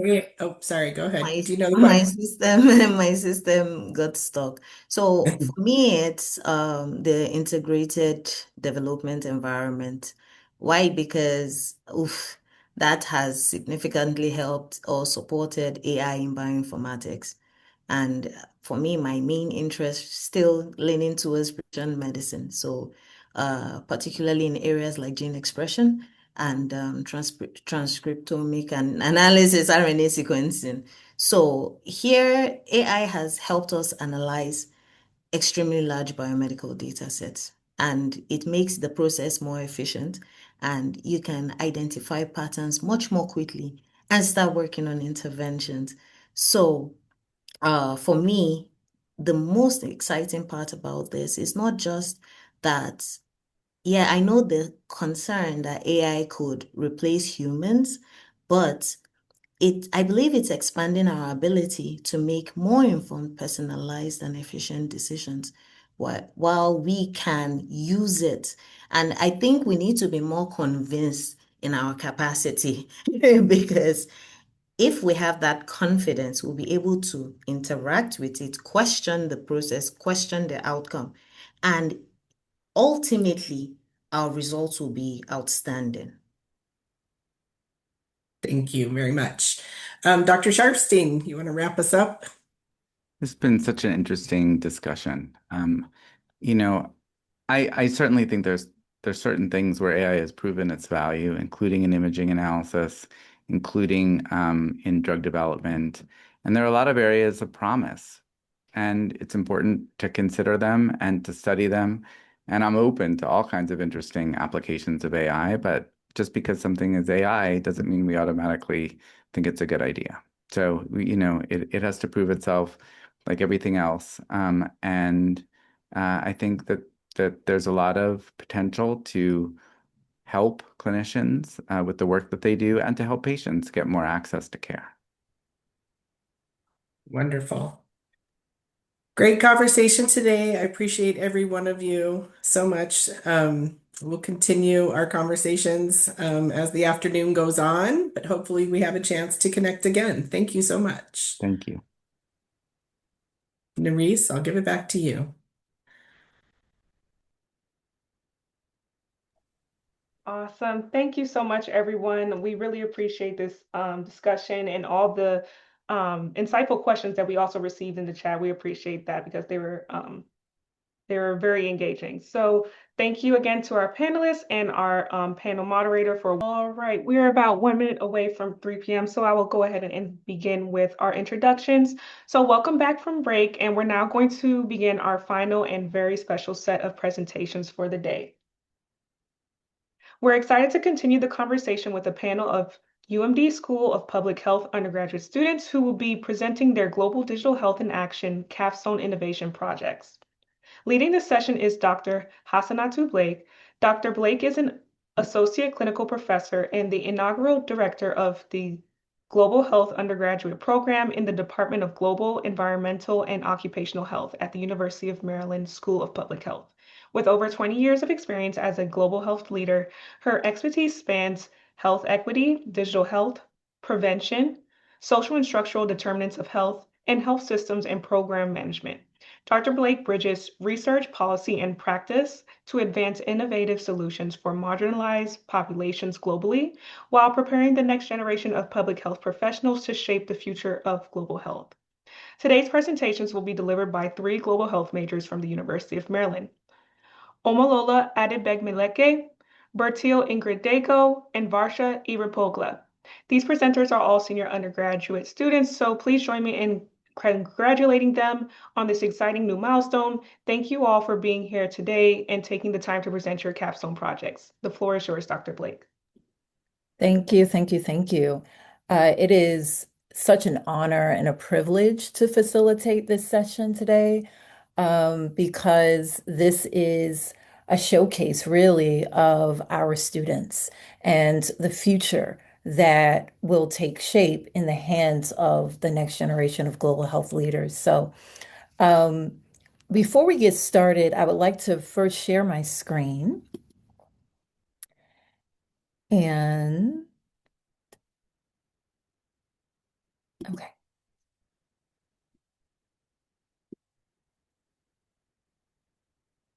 And okay. Can everyone see my screen? Yes. Okay, perfect. So before we get started, I wanted to ground us with why this moment is really important. At the School of Public Health, we believe that global health is everywhere. It's local, it's international, and it's virtual. So global health lives in data, it lives in policies, it lives in our communities. So our students in our inaugural Global Health Capstone course were challenged to take this new approach to global health and apply it to the digital world that is increasingly reshaping how we see our health and our lives. They were asked to think critically, act ethically, and also center equity in the communities that they would be exploring or studying. So in just a moment, you will hear from 3 remarkable scholars who have done exactly that. They will have 10 minutes to present their projects, and then followed by a 5-minute Q&A. All right. So our first speaker or presenter is Lola. She is a senior majoring in global health and is preparing to actually be our first graduate of the global health major in just a couple of weeks. Lola will present her capstone that explores antimicrobial resistance in industrial animal agriculture. She examines the policy gap between what AI and machine learning surveillance tools can do and what current governance frameworks actually require.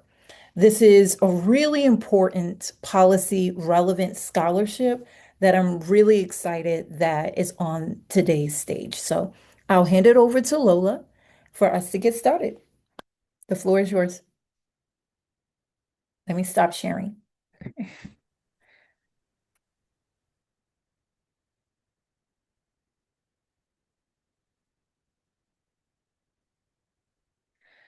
Okay, so my capstone is machine learning for antibiotic resistance monitoring, and I explore the policy gap in industrial animal agriculture.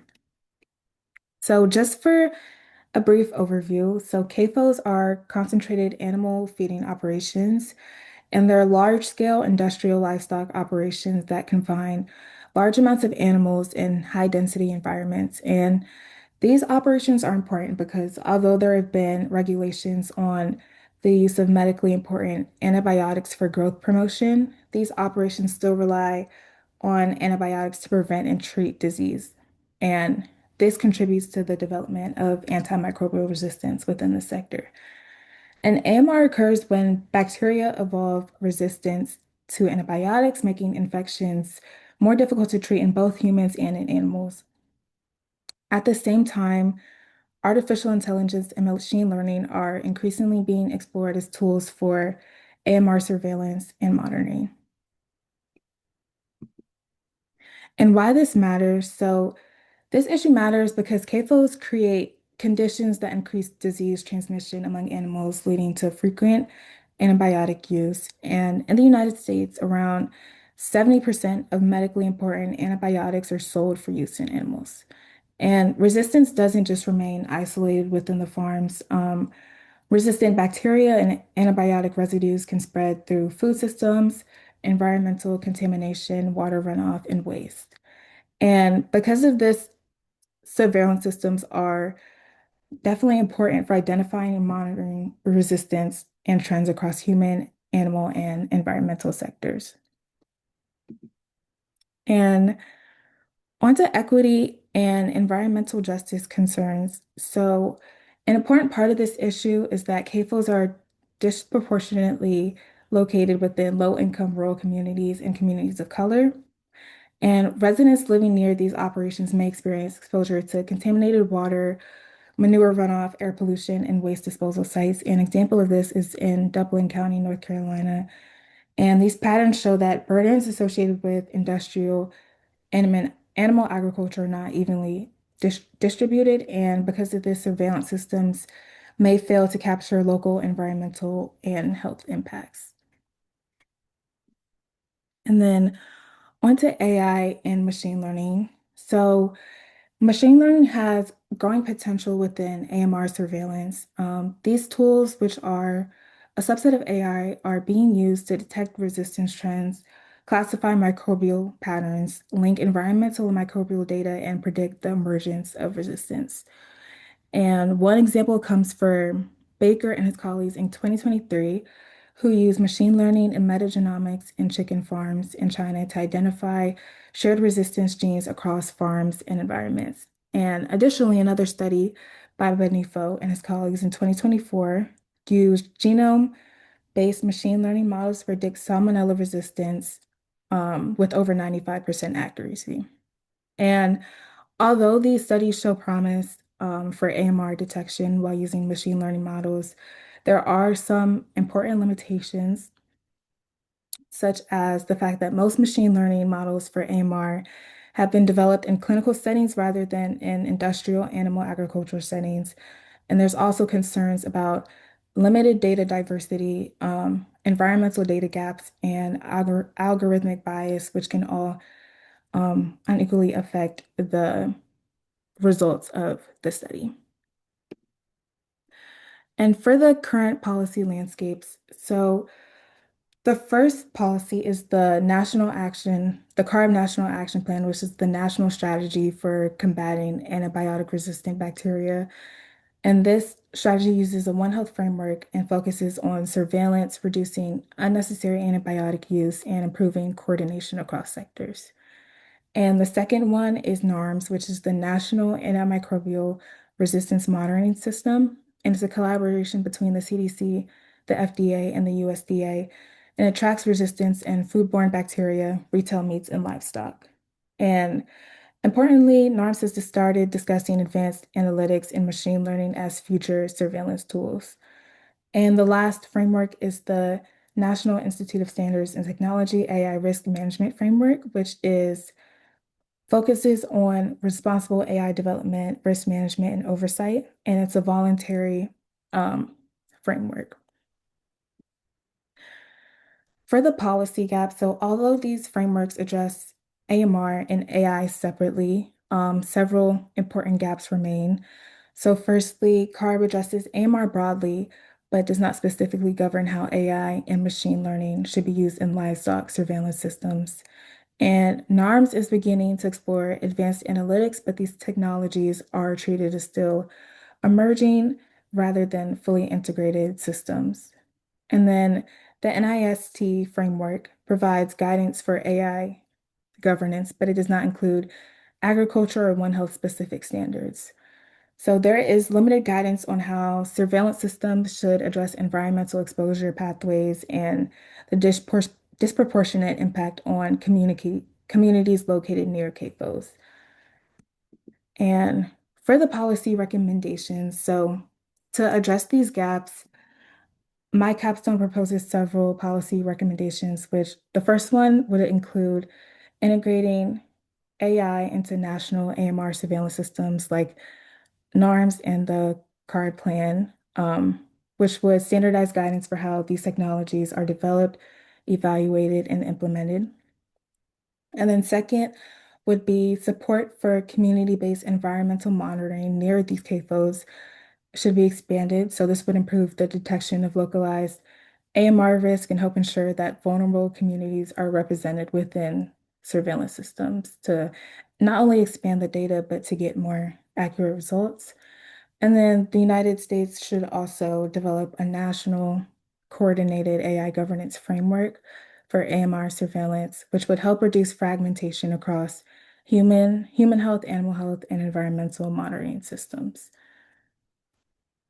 And in conclusion, AMR in industrial and agriculture is a really big One Health challenge with implications for human health, animal health, and environmental health. And AI and machine learning have really strong potential to improve AMR surveillance, but their use within industrial animal agriculture is still emerging.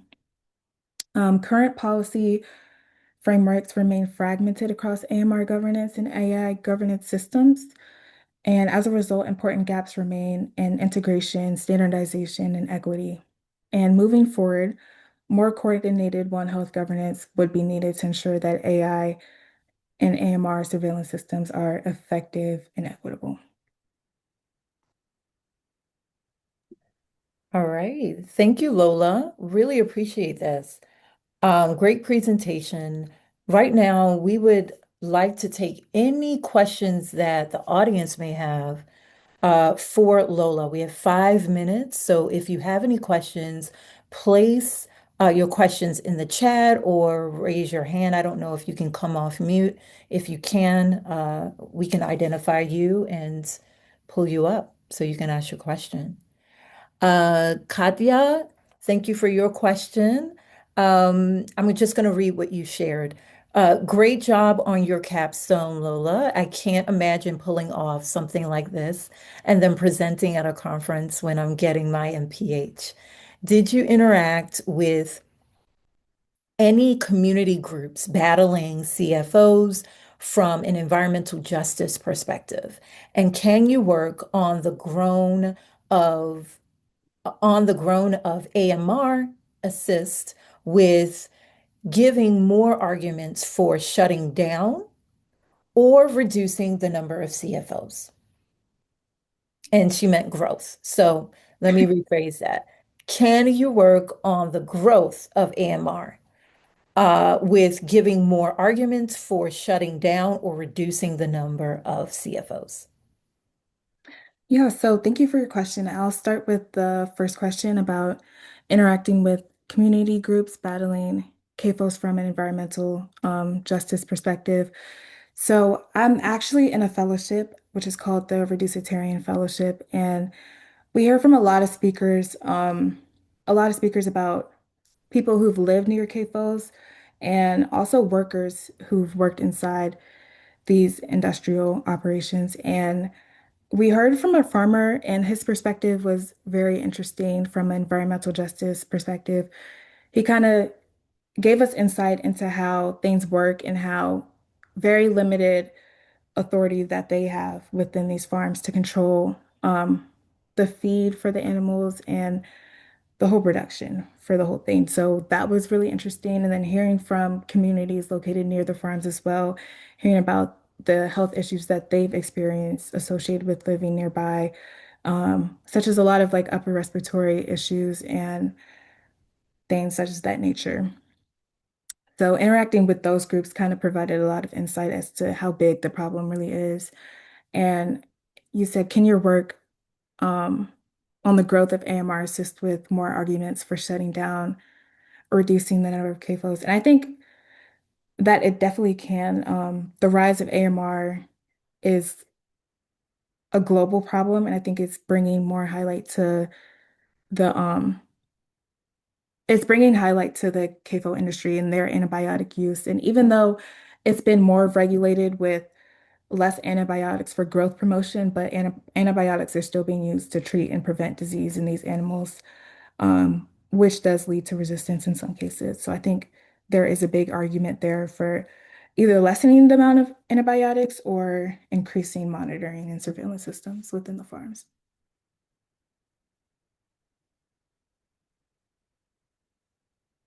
Excellent. Thank you, Lola, for your presentation. We really appreciate it.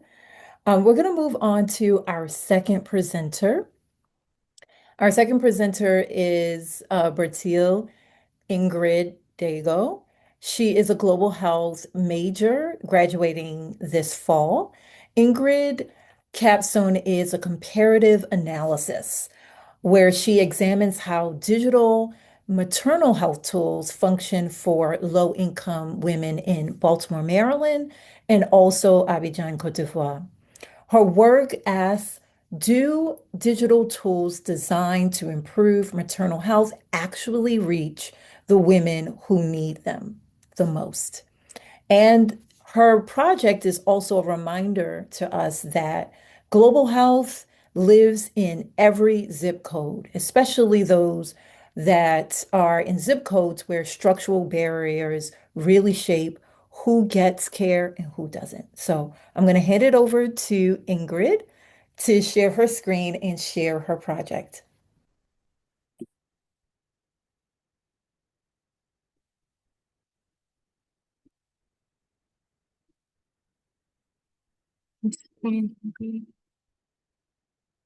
Okay, can you see my screen?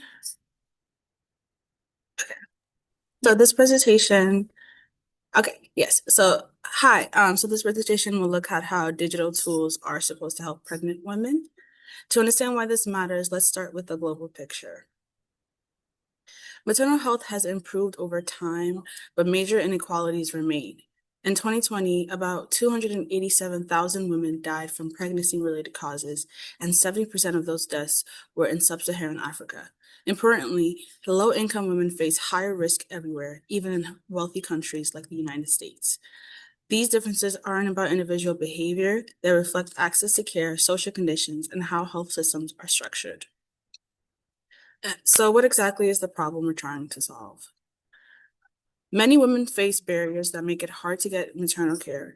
These include high out-of-pocket costs, difficulty reaching providers, transportation challenges, limited health literacy, and unreliable health systems. Digital tools like apps, telehealth, and text reminders are meant to help that, but they don't always work the same for everyone, especially for low-income women. So, how do digital maternal health tools work for low-income women in different healthcare systems? To answer this, I compared two cities with very different contexts, Baltimore and Abidjan. But before looking at the findings, here's how I approached the research. I conducted a comparative literature review using data from 2014 and 2024. I used sources like the World Health Organization, the CDC, UNICEF, the World Bank, and peer-reviewed studies. I focused on studies about maternal health, digital health, and inequities in urban low-income populations. I also analyzed 4 themes: health system structure, access to care, digital tool use, and barriers to implementation. Baltimore has advanced hospitals, but deep inequities. Maryland's maternal mortality rate is about 24.8 deaths per 100,000 births, and Black women are 3.7 times more likely to die from pregnancy-related causes than white women. Barriers include insurance complexity, fragmented care, provider shortages in low-income neighborhoods, and chronic stress from racism. Digital tools used include telehealth, remote monitoring, and patient portals. In comparison, Abidjan faces cost-driven and infrastructure-driven barriers. Maternal mortality is much higher, about 617 deaths per 100,000 births. Only 45% of women complete 4 or more antenatal visits, and smartphone access among women is around 34%. Digital tools include SMS, reminders, mobile health education, and NGO-supported programs. With that context, let's move into the key findings.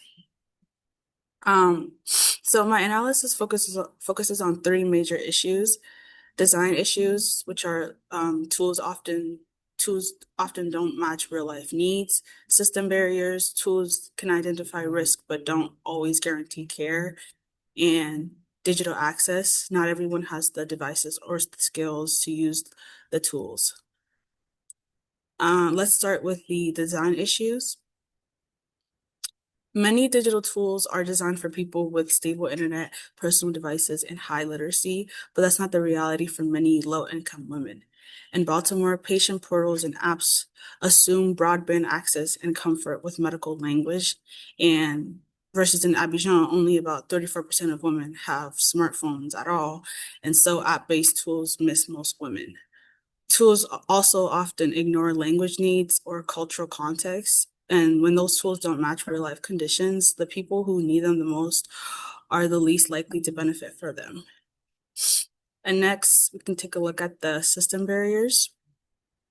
Digital tools can flag risk, but they can't fix weak or unequal systems. In Baltimore, remote monitoring may detect high blood pressure, but insurance rules, provider shortages, and long wait times delay treatment. And in Abidjan, SMS reminders encourage women to seek care, but clinic fees, long distances, and understaffed facilities still prevent access. So even when women want to act on digital information, the system may not support them. Now let's talk about digital access. Digital tools only work if women can actually use them. In Baltimore, some neighborhoods lack broadband and devices are often shared. And in Abidjan, smartphone access is low and data plans are expensive, which means that digital tools often reach women who already have better access and miss those with the highest risk. So over here, we have a comparison between these 2 cities. Even though Baltimore and Abidjan are very different, the patterns are surprisingly similar. Baltimore's main barrier is insurance complexity. For Abidjan, it's cost and infrastructure. Both cities use different digital tools, but both struggle with follow-up and access. And in both places, access to care, not technology, is the strongest predictor of outcomes. And this shows that technology alone cannot overcome structural inequities. Maternal health outcomes are shaped by access to care, system strength, living conditions, and digital access. Digital tools can help, but only when the systems around them are strong and equitable. Across both places, digital tools should be designed with low-income women, not just for them. Tools must be connected to real care pathways, and programs should measure equity, not just usage. And most importantly, investment must start in health system, not just the apps. In conclusion, digital maternal health tools have real potential, but they cannot fix unequal systems on their own. Baltimore and Abidjan show that access to care, system strength, and digital access matter far more than the technology itself. And there's one more important point, and it's that maternal health is not shaped only by medical care. It is influenced by the environments women live in, the conditions around them, and the systems that connect people, communities, and resources. Both cities factors in like transportation, neighborhood, infrastructure, stress from unsafe or unable living conditions, and access to reliable technology all directly affect whether digital tools can actually help. So for digital tools to truly improve maternal health, we have to strengthen not just healthcare, but the broader conditions that support women's well-being. Thank you, Ingrid. Great Thank you. presentation. Any questions for Ingrid? And again, you can place your questions in the chat or raise your hand and we can identify you and come off mute.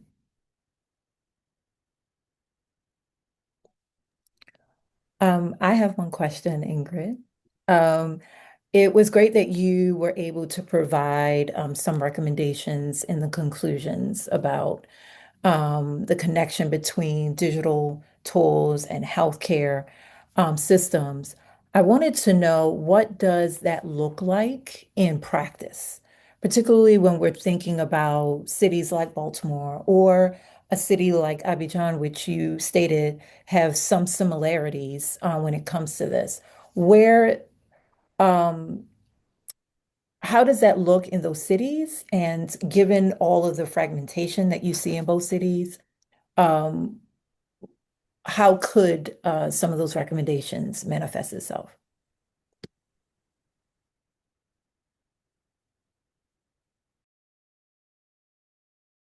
You're on mute, Ingrid. Okay. So how does that look so in practice, it looks different in each city. But I guess the outcome can still be similar. Like, for example, in Baltimore, a woman might technically have access to digital health, the healthcare and digital tools like telehealth or remote the apps, but she may still struggle to get actual care because of insurance and the long wait time. So even if a tool identifies a health risk, the treatment can still be delayed. So, and like I said, in Abidjan, the barriers are more related to cost and infrastructure. So in both cities, technology can help with communication and awareness, but the healthcare system and living conditions around the patient is the final determinant of whether the tool can actually improve the outcome. If that answers this question. It does. We have another question in the chat from Dr. B. She said she is curious what you thought about the quality of research and data. How recent were the studies from both locations?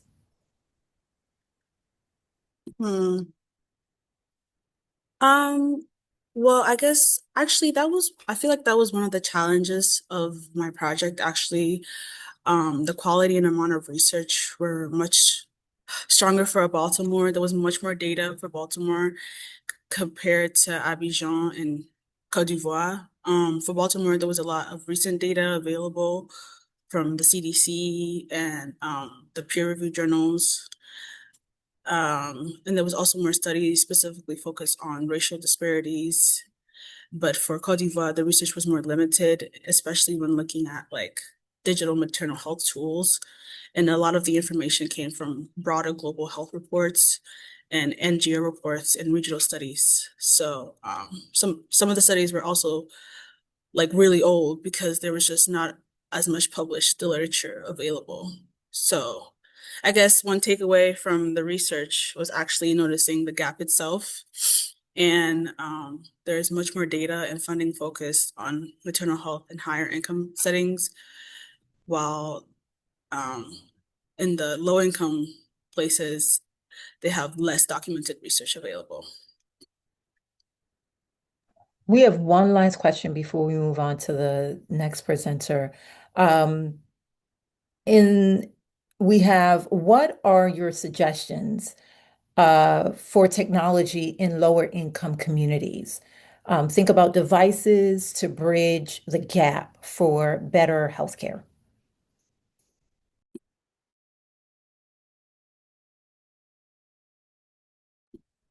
Sorry, I was muted. So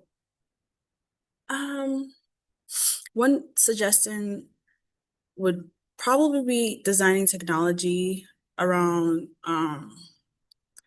the actual realities of low income communities instead of like assuming that everyone has constant internet access and newer smartphones or high digital literacy. So for low income communities, like SMS reminders or low data mobile platforms is probably more effective than like the advanced apps that need strong internet connections. And I think community-based support is also really important. And I think technology will work better if it's connected to like existing healthcare workers, clinics, and programs instead of like functioning on its own. All right. Thank you, Ingrid, to thank all of the presenters for today. You guys did an incredible job. You had wonderful presentations, and thank you again for sharing your presentations with us today. And you can show your appreciation and gratitude. I see a lot of hand claps, thumbs up, hearts, which is awesome, which is great. So, what we witnessed today in this session is the vision of what global digital health could be, right? And Lola highlighted the need to close the gap between AI innovation and policy frameworks that govern it. Ingrid was able to ask us to be able to start thinking about how digital tools actually are designed for people who need it the most. And Varsha has gone into showing us how to put communities at the center of every technology we build for health. So these are wonderful perspectives and projects that really let us know that the next generation of global health scholars are really equipped to answering and addressing some of our health inequities. So on the behalf of my department, which is the Department of Global Environmental and Occupational Health, and also the School of Public Health, and also on the behalf of our capstone course, I would like to thank all of you for joining and supporting the presentations of our students. And I am going to hand it right back over to Nerisse. Awesome. Well, great job, everyone. You guys did a fantastic job with your presentations and your capstone innovations. Again, congratulations on your new milestone, and we wish you the best of luck. You guys are a great representation of the University of Maryland. So again, thank you, Dr. Blake, and our inspiring undergraduate students who represent the next generation of leaders working to advance global health and making a meaningful impact worldwide. To close today's conference, we are happy to welcome Dr. Jin-Hee Kim for final remarks regarding the advances in AI and health at the University of Maryland. Dr. Jin-Hee Kim is a professor in the Department of Family Sciences at the University of Maryland School of Public Health and serves as Associate Dean and Associate Director at University of Maryland Extension, where she leads the Digital Literacy Project and Family Consumer Sciences programming. Her work focuses on financial well-being, economic stability, and health with a strong emphasis on community impacts. She has led numerous initiatives in areas such as mental health, substance use, financial literacy, and rural health, and is a nationally recognized leader in financial education as well. Dr. Kim's work continues to advance research-driven programs that strengthen individual and family well-being across Maryland and beyond. And we thank you here for making the time with being here with us today, Dr. Kim. Please welcome Dr. Kim. All right, thank you, Nerisse, for the kind introductions. Good afternoon, everyone. My name is Jin-Hee Kim. I'm Associate Dean and Associate Director for University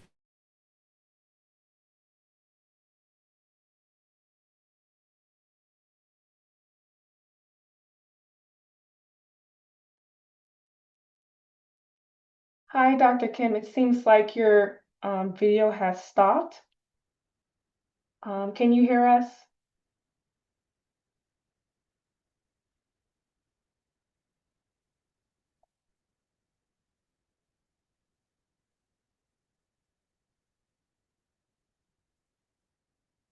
I think there may be some issues with internet connection. If you all could kindly give me one brief moment while I connect with Dr. Kim.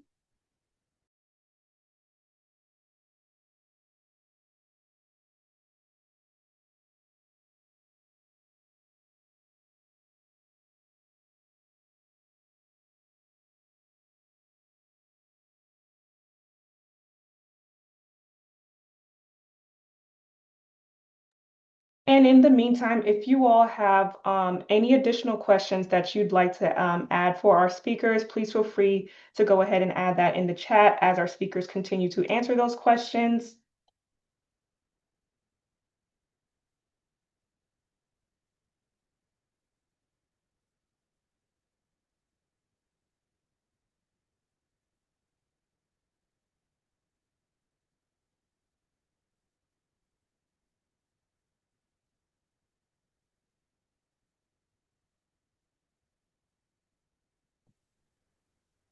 Okay, Dr. Kim is back. Let me rename her very quickly.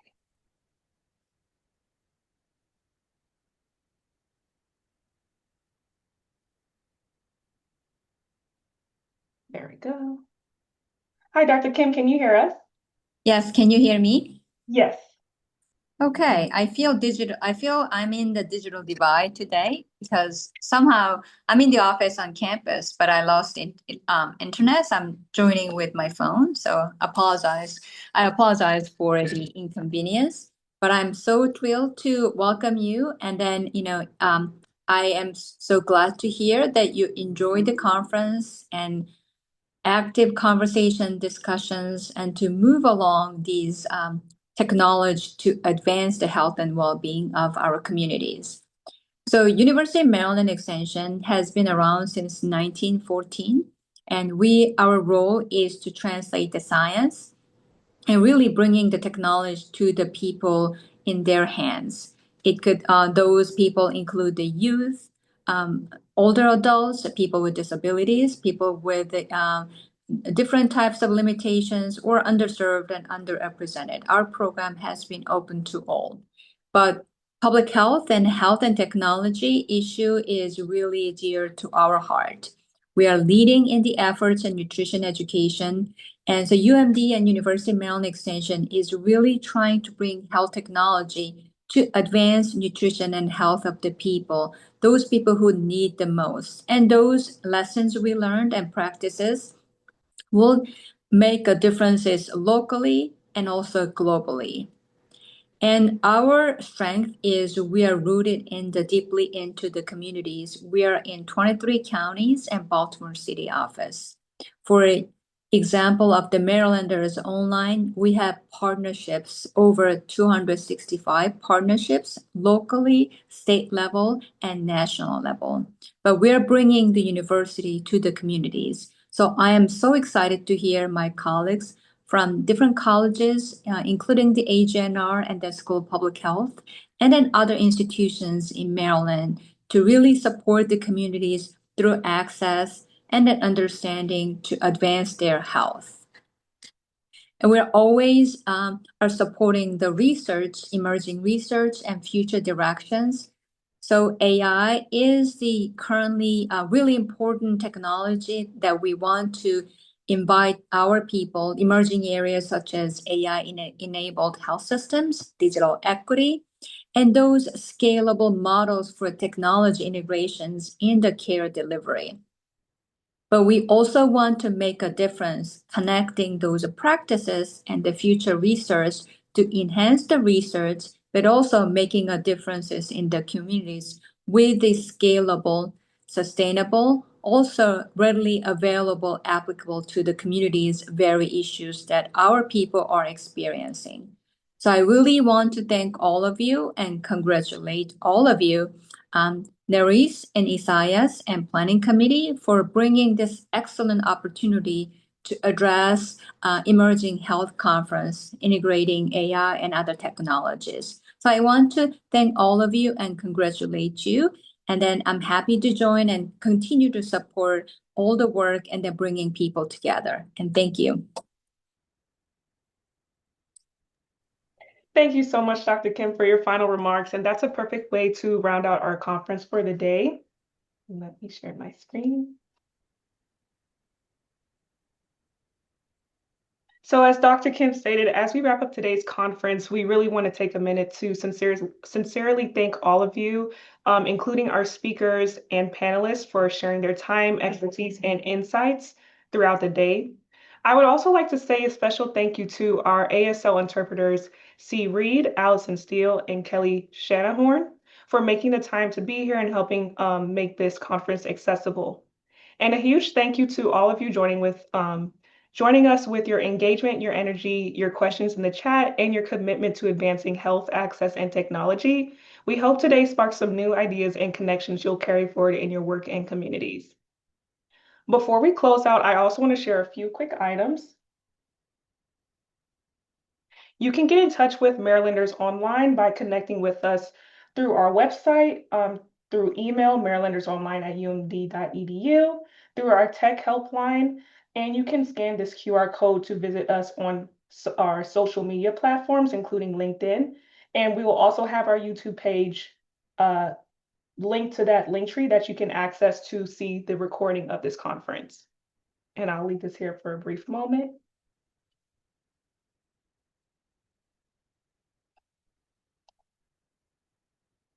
And if you'd like to stick around to network or to ask any final questions, we'll keep the meeting open for a few minutes.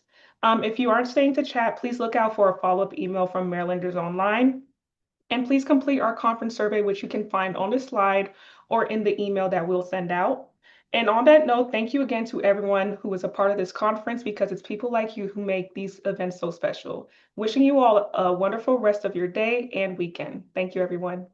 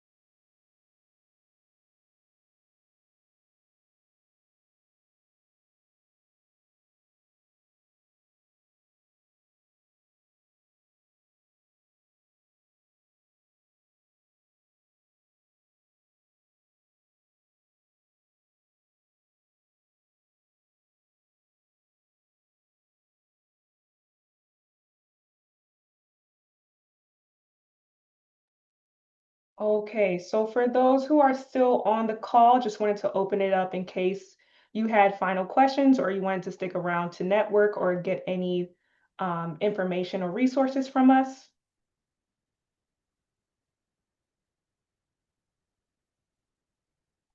We will be closing the webinar exactly at 4 o'clock, so I'll be on here for another 3 minutes or so. I just want to say congrats, congrats, congrats. Well done. This is Dr. Blake. Dr. Blake. Just really great job, Nerese. Thanks for leading the way all the way through. Just an excellent, excellent showing. Thank you so much, Dr. Blake. We really couldn't have done it without you and your support and your help with marketing the conference. So I really appreciate that. And for all of those who helped with spreading the word, we really appreciate it.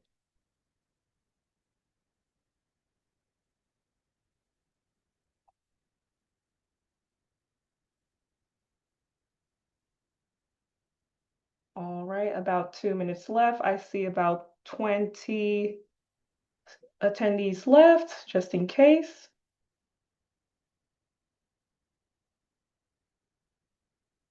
Awesome. Thank you so much, Edna. Thank you, Genesis.